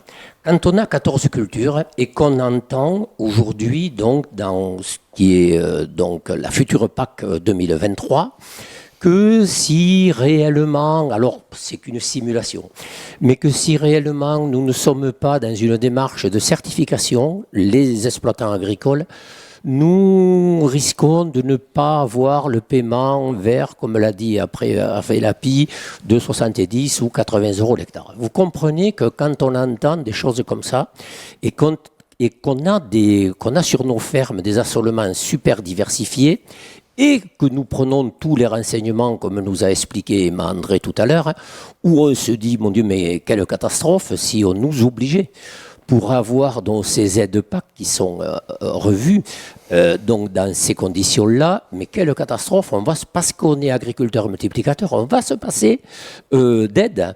Donc c'est pas possible. Donc à ce niveau-là, nous, les questions, elles se posent dans la nature. Elles se posent peut-être un petit peu moins pour les personnes qui font que des contrats semences céréales, où ils ont un petit peu moins de contrats sur les exploitations. Mais nous, la question aujourd'hui, c'est, on est agriculteurs, multiplicateurs très diversifiés, est-ce qu'on s'expose à perdre une partie de la PAC? La vraie question, et ce pourquoi on est là cet après-midi, moi personnellement, je suis là parce que c'est ça. Le risque, il est là. Le risque, il est là. Ah, donc c'est un risque énorme. C'est un risque gigantesque. Énorme. Voilà. Est-ce qu'il y a un risque que des gars arrêtent la production? Alors moi, je ne peux pas faire ce genre d'affirmation. Aujourd'hui, comme l'a dit Hervé tout à l'heure, tout est sur la table en discussion. Si ce n'est que quand on est agriculteur, multiplicateur et de plus responsable professionnel, dans le responsable professionnel, il y a responsable. Donc on se doit à un moment donné d'amener le maximum d'informations à notre réseau. Et c'est ce que fait la FNAMS en permanence, d'amener le maximum d'informations à notre réseau. Bon, on a bien compris vos craintes, les risques qu'il y a, hein, et cette pression qu'on nous met, hein, on peut utiliser le mot pression. Vous, chez vous, ou autour de vous, dans votre région, est-ce que vous êtes prêt à y aller? Est-ce que vous pensez que c'est une démarche dans laquelle il faut s'inscrire? Ou pas? Je pense qu'il ne faut jamais avoir un coup de retard, il faut toujours avoir un coup d'avance. Moi, quand j'écoute l'intervenante Emma André tout à l'heure, je me dis que le niveau 1, il faut absolument y aller. Est-ce que... le niveau 1, c'est pas très compliqué quand même. C'est pas très compliqué, mais là, attention, dans notre réseau, tout le monde n'est pas encore vraiment à aller au niveau 1. Après, est-ce qu'il faudra monter, c'est parce que c'est votre question, est-ce qu'il faudra monter une marche supplémentaire pour aller au niveau 2 J'ai bien compris aujourd'hui, dans l'état actuel des choses, le niveau 3 est impossible. Ah oui, pour vous, c'est impossible? Pour nous, c'est impossible. Je vous ai situé mon niveau d'exploitation, mais les personnes qui nous écoutent cet après-midi vont se reconnaître. On a une épicerie importante. La section potagère, c'est quoi? C'est 42 espèces à peu près en France. Donc quand on a autant... Après, on a parlé clairement des références régionales sur les IFT. Qui n'existent pas. Qui n'existent pas. Donc aujourd'hui, ça ne servirait absolument à rien. Il faut que cette rencontre nous amène quelque chose cet après-midi. Il faut démystifier, pour moi, il faut démystifier beaucoup d'éléments. On ne peut pas faire croire à un agriculteur multiplicateur très spécialisé qui va pouvoir très rapidement aller sur un niveau 3. Il va buter parce qu'il aura des problèmes dans les références régionales. Ça va lui coûter cher. Et oui, parce qu'il faut payer la certification. Exactement. Comme en bio, ça va lui coûter cher. Donc, l'Union des semenciers, donc après Claude a pris la parole, va devoir travailler là-dessus parce que nous, on va demander une rémunération supplémentaire. D'accord. Pour vous, c'est pas possible d'y aller sans rémunération dans le contrat avec le semencier? Alors, attendez, ça va être extrêmement compliqué. Si, à un moment donné, on sent très bien, j'ai bien écouté la visio de Benjamin Minière, qui dit, lui, en fait, il est producteur de consommation, d'oignons consommation, par exemple, et il est producteur de semences. Oui. Lui, il va essayer d'intégrer l'HVE3, et moi je le comprends tout à fait, il a raison, et il a dit aussi, il a 26 ans. Donc, c'est le bon moment de l'intégrer. La seule chose, c'est qu'il va quand même buter très certainement sur les IFT régionales, mais lui, il a une valeur. Lui, il va avoir un paiement, parce que c'est son acheteur, sur la consommation, il va avoir un paiement supplémentaire. Chose qui, aujourd'hui, je n'ai pas compris, ou alors j'ai mal compris ce qu'a dit Claude, j'ai pas compris que sur en ce qui concerne le contrat de semences potagères qu'il a aussi, puisque j'ai bien identifié dans la visio de la carotte, je suis pas sûr que Benjamin Minière va avoir un supplément sur sa carotte porte-graines. Et je ne veux pas savoir avec quel établissement il travaille, c'est pas ça le problème. Oui, donc peut-être qu'il n'aura pas de valorisation. Sur ce contrat, aujourd'hui j'en doute. Bon. Mais Claude nous amènera la réponse. Alors on entend, Hervé, j'aimerais vous entendre tout de suite. C'est très intéressant ce que dit Jean-Pierre. On voit les doutes, le pessimisme, pour ne pas dire un autre mot. Comment est-ce qu'on fait pour sortir de ce dilemme, ces questions que je pose à tous les quatre, entre d'un côté cette pression forte qui est partagé par la Fédé, par la FNSEA, qui dit qu'il faut emmener le maximum d'agriculteurs, ne serait-ce qu'au niveau 2. Et quand on voit bien qu'en semences, c'est ultra compliqué. Comment on sort de ça ? La pression, alors je ne sais pas s'il y a une forte pression, je crois qu'il y a une volonté d'accompagner cette démarche de progrès, comme je disais tout à l'heure. Mais tu parlais d'origine green tout à l'heure. Enfin, voilà, en Irlande, il y a 2 productions, il y a le lait, il y a l'herbe et il y a du mouton, et il y a une organisation professionnelle qui est faite derrière, et une organisation aussi de l'État irlandais qui soutient ce modèle-là.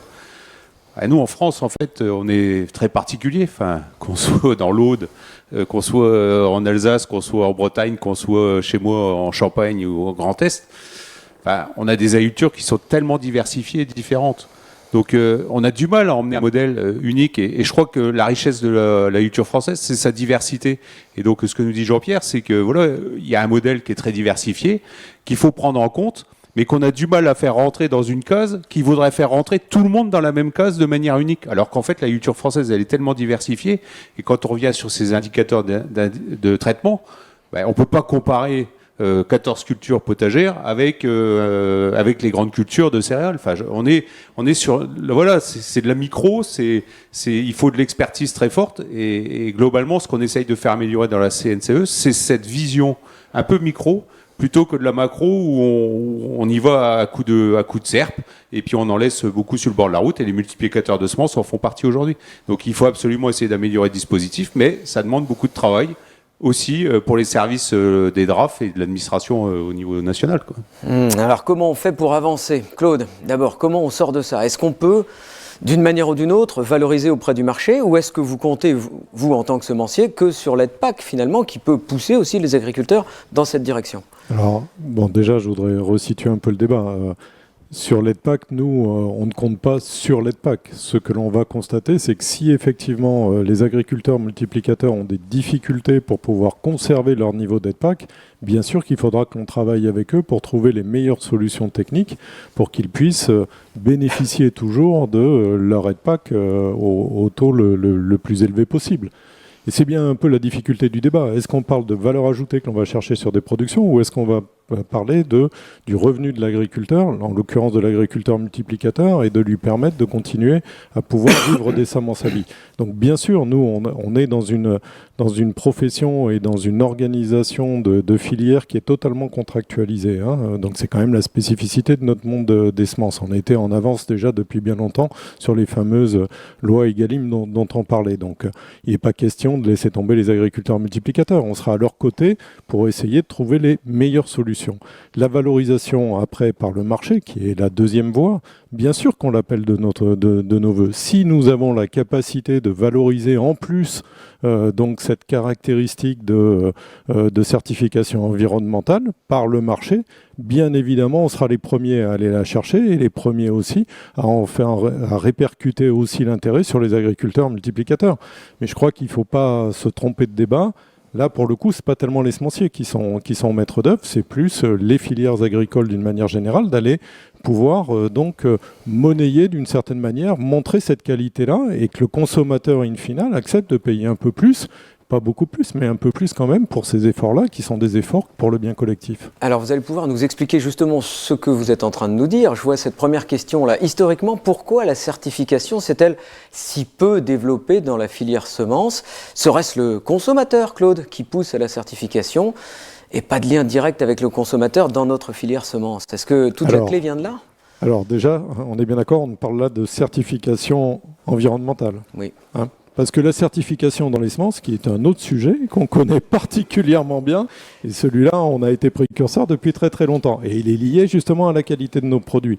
Donc nous, on s'est tourné historiquement vers cette qualité-là, la qualité qui était demandée par l'agriculteur utilisateur ou le particulier utilisateur quand on parle de plantes potagères ou autres, pour avoir vraiment la meilleure qualité. Donc maintenant, on rajoute une couche supplémentaire qui est la certification environnementale. Je ne sais pas si c'est le consommateur qui le demande. Il y a d'une manière générale, c'est plutôt la société qui le demande, me semble-t-il, que le consommateur. Ouais. J'aimerais bien que le consommateur, quand il va au supermarché, il se rappelle aussi qu'il est citoyen et qu'il demande aussi beaucoup, qu'il a beaucoup d'injonctions sur toute la chaîne en amont, et notamment sur les agriculteurs. Donc aujourd'hui, c'est plus une demande sociétale qui fait que nous sommes dans cette demande au niveau de la certification environnementale. Et pour les semenciers, je le redis, ce que je disais tout à l'heure, c'est évidemment une préoccupation majeure et c'est ce que nous avons dans tous nos programmes de sélection pour avoir des variétés qui permettent de répondre à cela. Voilà. Maintenant, si en plus de répondre à ça, il faut les produire en étant aussi certifiés HVE3, à un moment donné, les agriculteurs le disent, ça a des coûts supplémentaires. Il faut quelque part qu'on trouve de la valeur ajoutée pour payer tout cela. C'est tout. Thomas Bourgeois, comment est-ce qu'on sort de cette situation? On voit bien que là, c'est complexe. Il y a une demande, hein, et puis il n'y a pas de marché, et il y a une petite hypothétique aide PAC, mais si j'ai bien compris, une aide PAC finalement qui serait prise d'un côté et redonnée de l'autre. Donc ce serait... Il n'y a pas de marché valorisé au-dessus.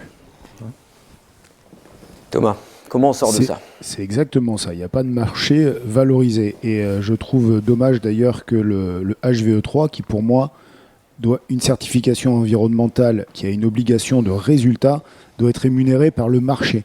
Et je trouve ça vraiment dommage de l'avoir mis justement dans ces fameux éco-schemes pour avoir l'aide la plus haute des éco-schemes. Parce que finalement, l'éco-régime, c'est ça, l'éco-régime, parce que pour moi, peut-être que ça va faire l'effet inverse. C'est-à-dire, comme tout à l'heure l'avait dit Claude, à partir du moment où l'agriculteur va avoir l'aide PAC en ayant l'HVE3, peut-être que du coup, il n'aura pas la valorisation à côté par le marché. Et ça va peut-être laisser encore un petit peu plus de monde et laisser peut-être filer encore un petit peu plus le HVE.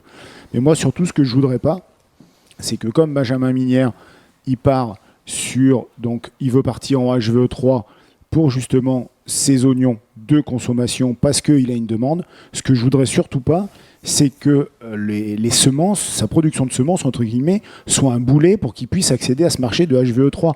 Et donc, du coup, qu'ils se disent, moi j'ai un supermarché, je pars en HVE3, les semences, je les mets de côté. Et donc, du coup, perdre des agriculteurs multiplicateurs et perdre justement peut-être notre souveraineté de production de semences. Oui, le risque, il est là. Le danger peut être là également. Le danger, c'est que finalement, on se dit, c'est trop compliqué pour la partie semences. On arrête et on fait que de la conso. Pour ceux qui ont la chance de pouvoir faire des cultures à forte valeur ajoutée. Voilà, les potagères principalement et autres. Alors justement, est-ce qu'il n'y a que les potagères ou est-ce qu'il y a d'autres domaines qui peuvent être intéressés? Alors je parle là de semences qui peuvent être intéressés. Est-ce qu'on peut faire des différences entre les productions de semences? Est-ce que tous les producteurs de semences peuvent être intéressés ou est-ce que c'est uniquement une partie que vous avez d'ores et déjà identifiée? Alors après, on va laisser à part le HVE3. Après, pour la partie certification environnementale de niveau 2, je pense qu'il n'y a pas les références encore trop d'IFT dedans. Donc je pense que finalement, un grand nombre d'agriculteurs peut y partir. Et notamment les potagères pourront y partir sur la partie diversification. Parce que quand on parle de 14 cultures, ça fera un nombre de points déjà très très fort pour accéder justement aux éco-régimes. Et ça, du coup, sur cette partie-là, ça pourrait être très bien. Donc niveau 2, c'est possible, niveau potagère. Je pense que globalement, au niveau des semences, le niveau 2, je pense qu'il sera, je ne veux pas dire facilement atteignable, mais disons qu'on pourra embarquer un maximum d'agriculteurs multiplicateurs dedans, moyennant... il faudra quand même faire attention. Mais il ne faut pas oublier, comme l'a dit Claude aussi, c'est qu'on a aussi notre certification, donc pour avoir des semences aux normes, et qu'en essayant d'aller gratter d'un côté de la certification environnementale, nous ne soyons plus aux normes parce que nous baissons justement nos critères et notre rigueur. Et donc du coup, les lots ne passent plus pour la certification de semences certifiées, et non pas HVE. Jean-Pierre, est-ce que cette possibilité que couvre Thomas en disant finalement le niveau 2, où il n'y a pas de référence IFT, est-ce qu'on peut y aller quand on est aussi diversifié que vous? Oui, moi de tout ce que j'entends cet après-midi, je pense qu'on peut y aller. On peut y aller, forcément, je ne suis pas sûr qu'on puisse équiper quand même très rapidement. La nouvelle PAC, c'est 23. 2023. Donc, je ne suis pas sûr que si réellement on a cette épée au-dessus de la tête, je ne suis pas sûr qu'on ait pu équiper un maximum d'agriculteurs multiplicateurs, parce qu'au niveau de la FNAMS, on a 4 sections. On a la section foragère, donc, que Claude Tabel connaît très bien, la section céréales que Thomas Bourgeois connaît très bien.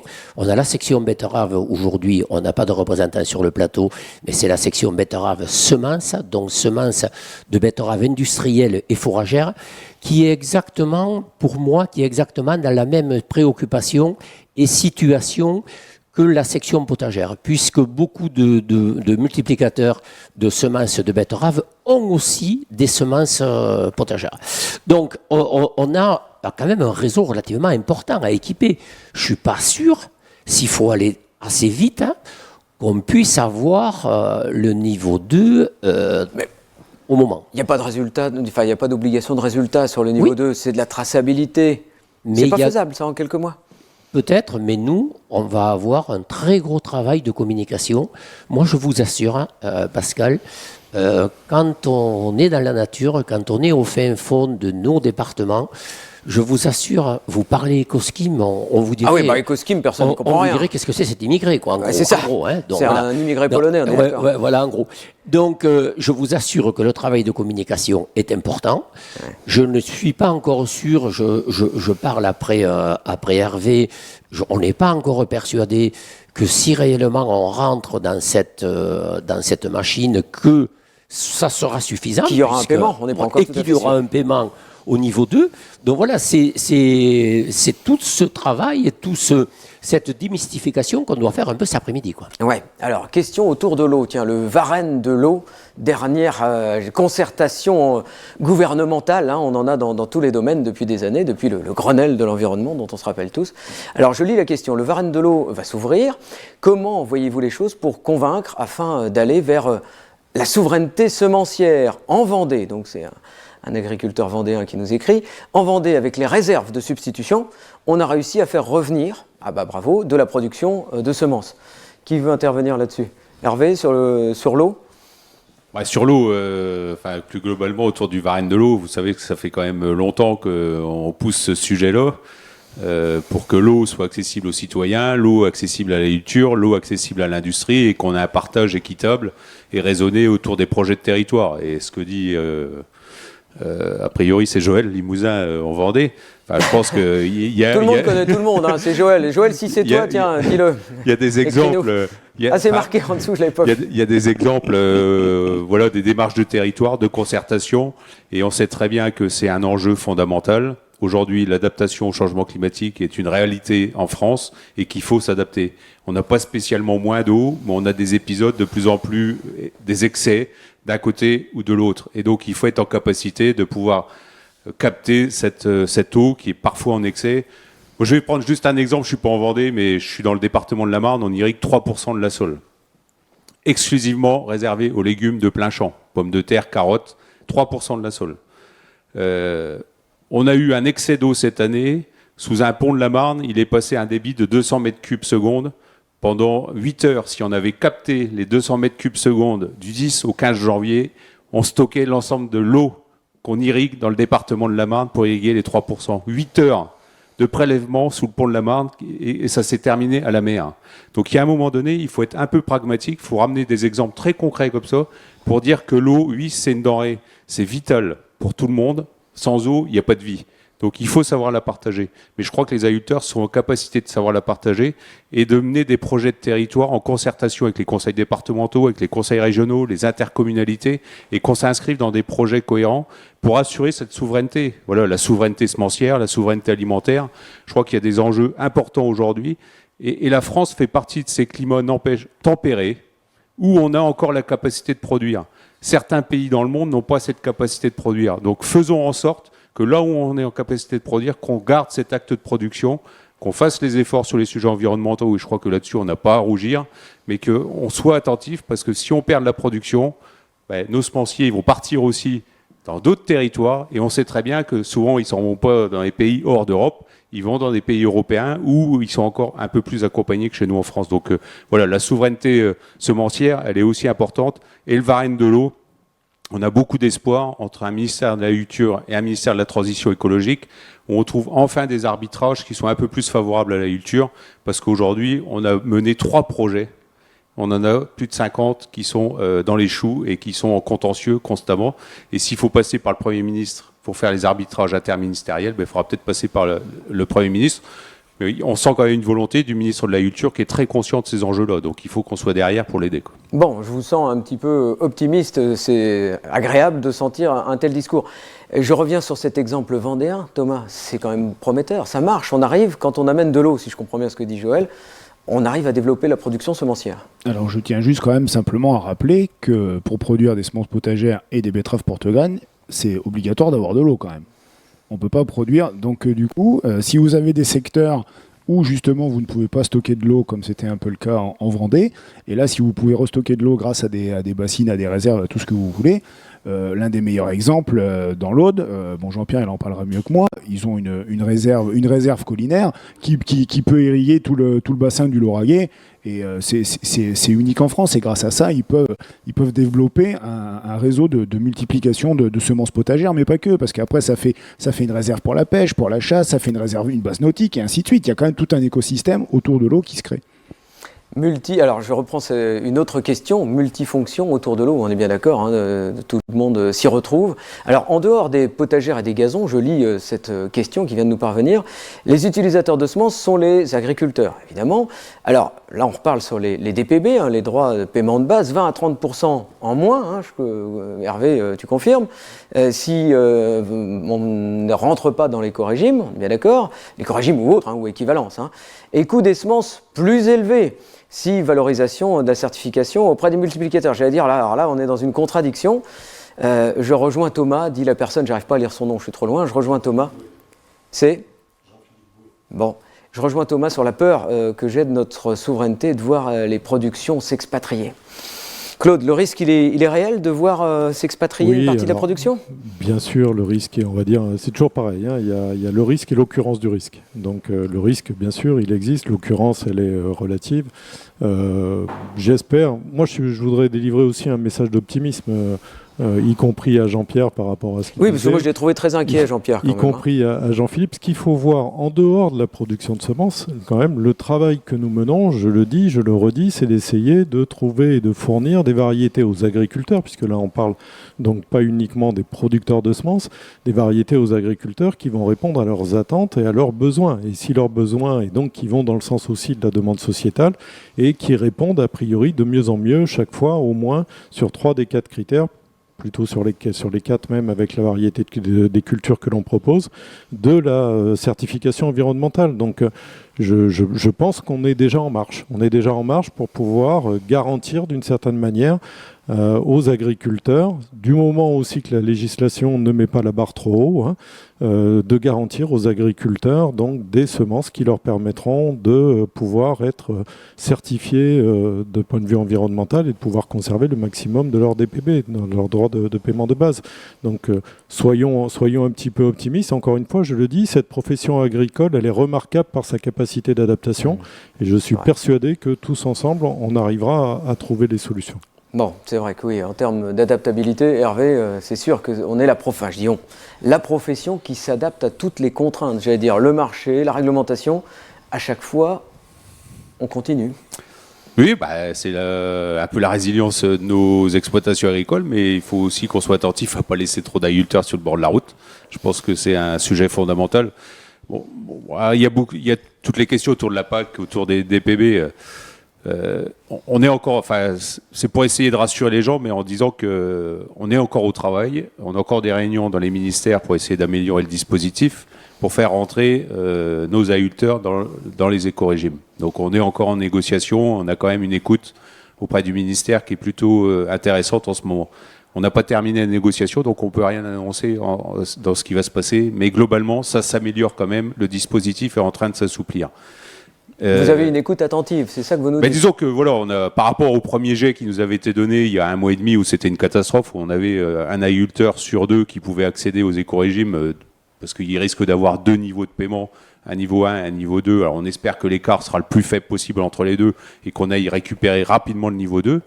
La grille au niveau de la diversité de l'assolement s'est quand même considérablement améliorée et on continue de l'améliorer. Donc voilà, on a encore des pistes de travail.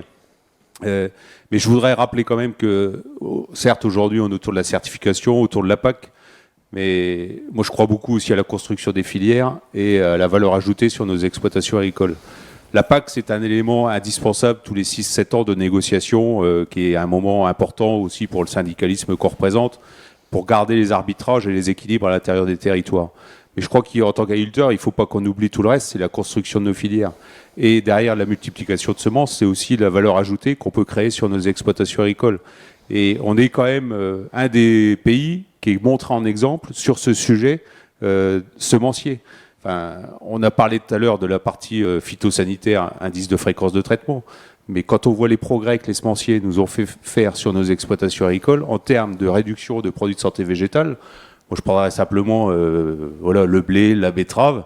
Les progrès ont été considérables et je crois que ça a fait baisser aussi ces indicateurs de fréquence de traitement. Et c'est la partie génétique qui nous y a apporté. Et c'est toute la partie recherche qu'on met aujourd'hui collectivement dans de la semence certifiée qui permet d'aller chercher les moyens de recherche et d'innovation pour continuer à améliorer le dispositif. Donc à travers tous ces sujets-là, je crois que c'est la science qu'on doit remettre au goût du jour. Et ce n'est pas l'idéologie. C'est avec la science qu'on trouvera les solutions. C'est avec la science qu'on a trouvé le vaccin pour soigner la Covid. Voilà, il faut remettre un peu de pragmatisme et puis redonner aussi un peu le moral à nos agriculteurs parce que on est dans des périodes un peu compliquées. Ça fait un an et demi qu'on est plus ou moins confinés, que les débats sont passionnés autour de l'agriculture. Mais n'empêche que depuis le mois de mars l'année dernière, le sujet de la souveraineté et de l'agriculture est plutôt revenu au devant de la scène. Et quand on regarde un peu les sondages qui sont autour de nous, il y a quand même nos concitoyens qui sont quand même très proches des agriculteurs et de l'agriculture en règle générale. On se focalise sur 2-3% des gens qui nous veulent du mal et qui nous tapent tous les jours dessus. Et ben, essayons d'écouter les 80% qui sont plutôt bienveillants par rapport à ce qu'on fait et par rapport aux démarches environnementales qu'on a aussi. Donc pour rejoindre le sujet de la certification, moi je pense que voilà, si on peut s'y inscrire massivement et avoir de niveau 2 et avoir une démarche de progrès, je pense que c'est intéressant. Mais il faut vraiment qu'on ait une démarche globale autour de l'agriculture, que ce soit le Varenne de l'eau, que ce soit la génétique. Nous, ce comporte le contrat de solution aujourd'hui, autour de 44 partenaires. Enfin, je veux dire, voilà, c'est tous ces sujets-là qui feront progresser les agriculteurs. Et depuis les années 40, je pense que les agriculteurs n'ont progressé que grâce à la science, grâce à l'innovation et grâce à la recherche. Et donc, oui, on s'adapte. Mais si on n'a plus de recherche, d'innovation et de science, on ne s'adaptera plus. Donc, il faut vraiment garder ces leviers-là. Oui, et c'est clair, on l'a bien vu, hein, la souveraineté, le thème de la souveraineté alimentaire, grâce au Covid, j'allais dire, si on peut se permettre de dire grâce au Covid, le thème est revenu et le président de la République, vous l'avez certainement tous écouté comme moi, s'est exprimé là-dessus il y a quelques jours. Alors, avant que Thomas conclue notre émission, je voudrais vous poser, chers amis internautes qui nous avez fait le plaisir de nous suivre, une dernière question très rapide pour voir si vous avez bien suivi depuis le début de l'émission. Question quiz numéro 3. À quel niveau de la certification environnementale correspond la mention HVE? La question va s'afficher sur votre écran.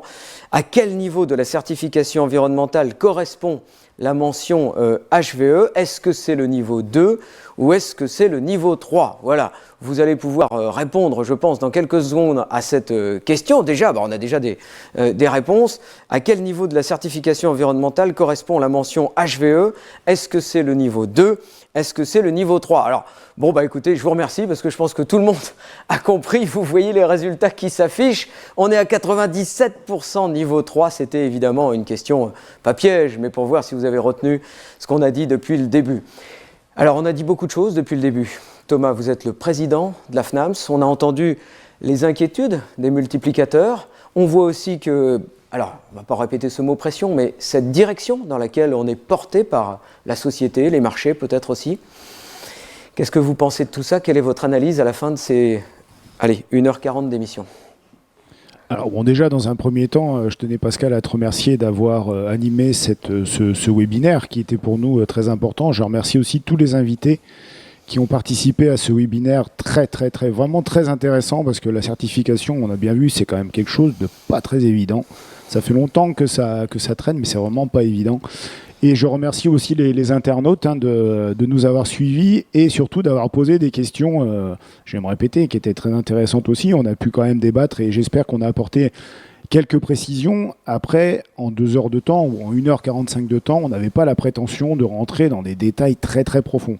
Donc là, le but du jeu, c'était vraiment de démystifier un petit peu la certification environnementale et d'étaler un peu sur la table ce que c'était que le niveau 1, le niveau 2 et le HVE3.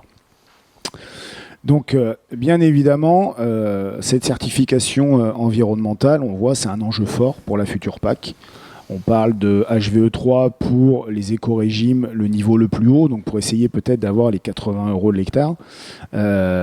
Mais moi, je répète, je trouve ça quand même dommage que ce niveau de certification de niveau 3 HVE3 ne soient pas rémunérés que par le marché.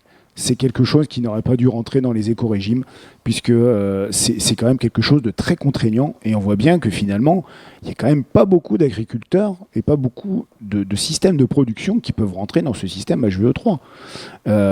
Après, pour la certification de niveau 2, comme 2 ou niveau 2+, pour essayer d'aller chercher les éco-régimes, je pense que ça, c'était quand même plutôt quelque chose de bien. Et disons que, même si Jean-Pierre n'est pas trop d'accord, je pense qu'on pourrait essayer d'emmener un maximum de personnes avec cette certification de niveau 2, puisque c'est quand même un niveau de certification, mais ce n'est pas une obligation de résultat, c'est une obligation de moyens. Donc c'est déjà un petit peu mieux. Ça vous paraît plus facile? Je pense que pour moi, ça paraît un petit peu plus facile. Et disons qu'on en laissera beaucoup moins sur le bord de la route que si tout le monde devait passer en HVE. Ensuite, on le voit bien, la certification environnementale pour nous en production de semences, c'est quand même quelque chose qui va être compliqué, notamment pour le HVE3, puisque nous n'avons pas de référentiel IFT au niveau régional. Donc après, est-ce que comme le disait Hervé, rien n'est encore figé? Est-ce que nous pouvons justement insuffler, être proactifs en disant voilà, nous avons des normes à respecter. Je vous rappelle quand même que nous ne sommes pas en lien direct avec le consommateur.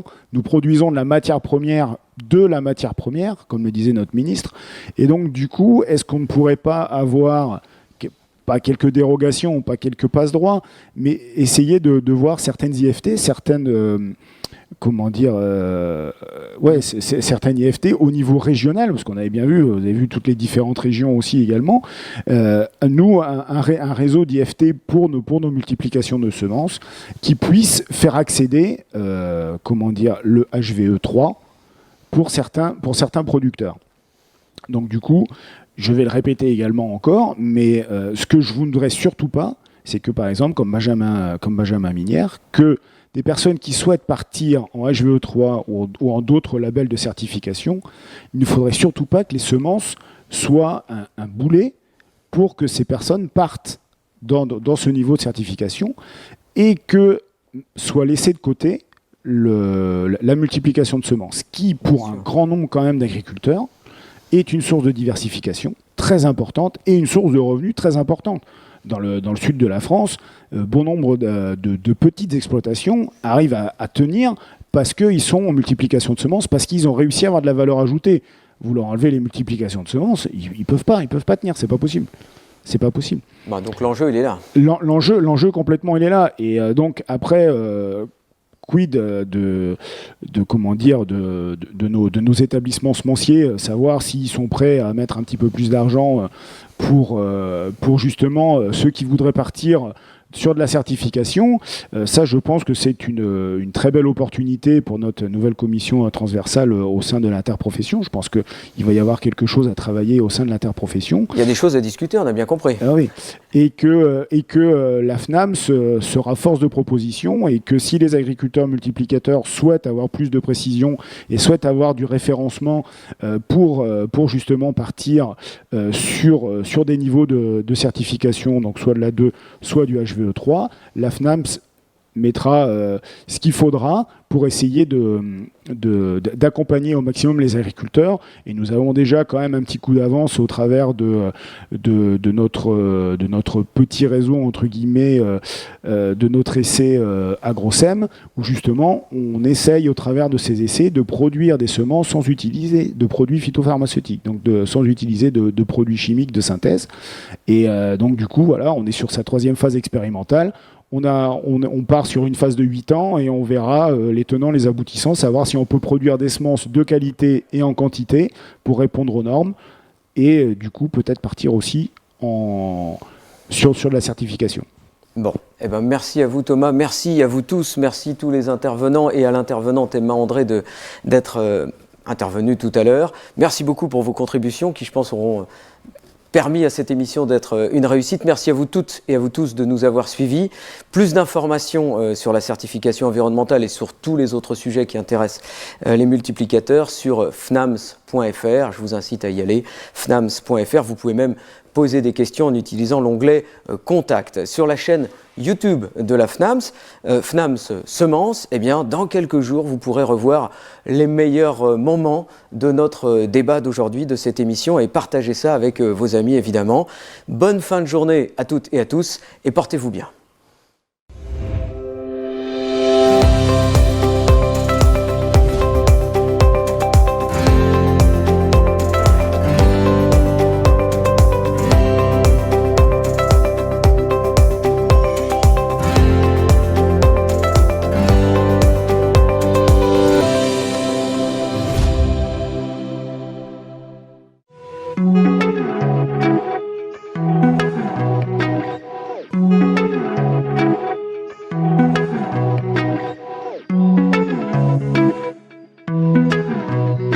Depuis 65 ans, la Fédération nationale des agriculteurs multiplicateurs de semences met son savoir-faire au service de la filière semences et de plus de 17 800 agriculteurs multiplicateurs.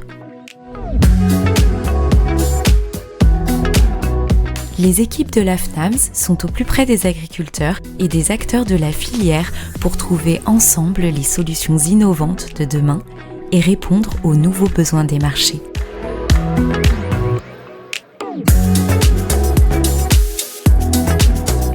Les enjeux environnementaux sont au cœur de nos métiers afin de produire durablement des semences de qualité tout en contribuant à la sécurité alimentaire des consommateurs.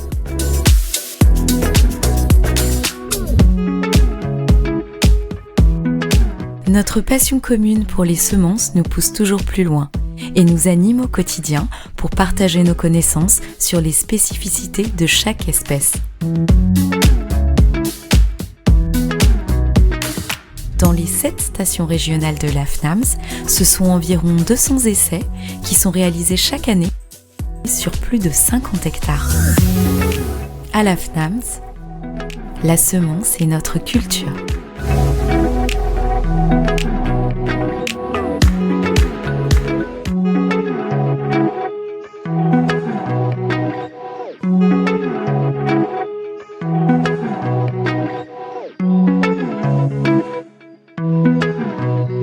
Depuis 65 ans, la Fédération nationale des agriculteurs multiplicateurs de semences met son savoir-faire au service de la filière semences et de plus de 17 800 agriculteurs multiplicateurs.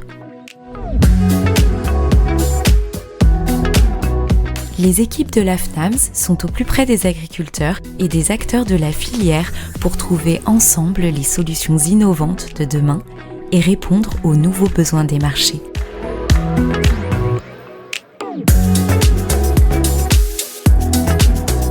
Les enjeux environnementaux sont au cœur de nos métiers afin de produire durablement des semences de qualité tout en contribuant à la sécurité alimentaire des consommateurs.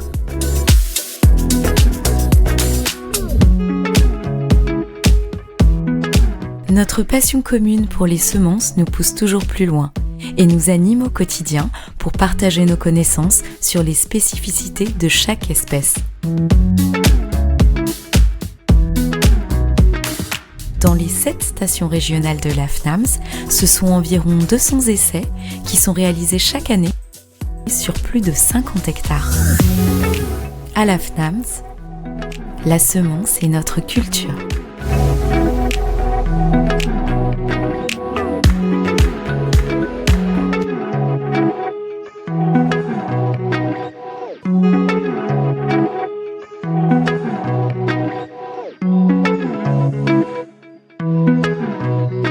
Depuis 65 ans, la Fédération nationale des agriculteurs multiplicateurs de semences met son savoir-faire au service de la filière semences et de plus de 17 800 agriculteurs multiplicateurs. Les équipes de la FNAMS sont au plus près des agriculteurs et des acteurs de la filière pour trouver ensemble les solutions innovantes de demain et répondre aux nouveaux besoins des marchés.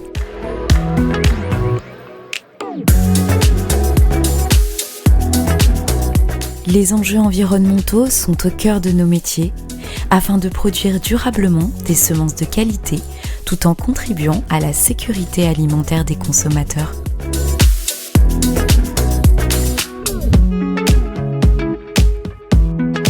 Notre passion commune pour les semences nous pousse toujours plus loin et nous anime au quotidien pour partager nos connaissances sur les spécificités de chaque espèce.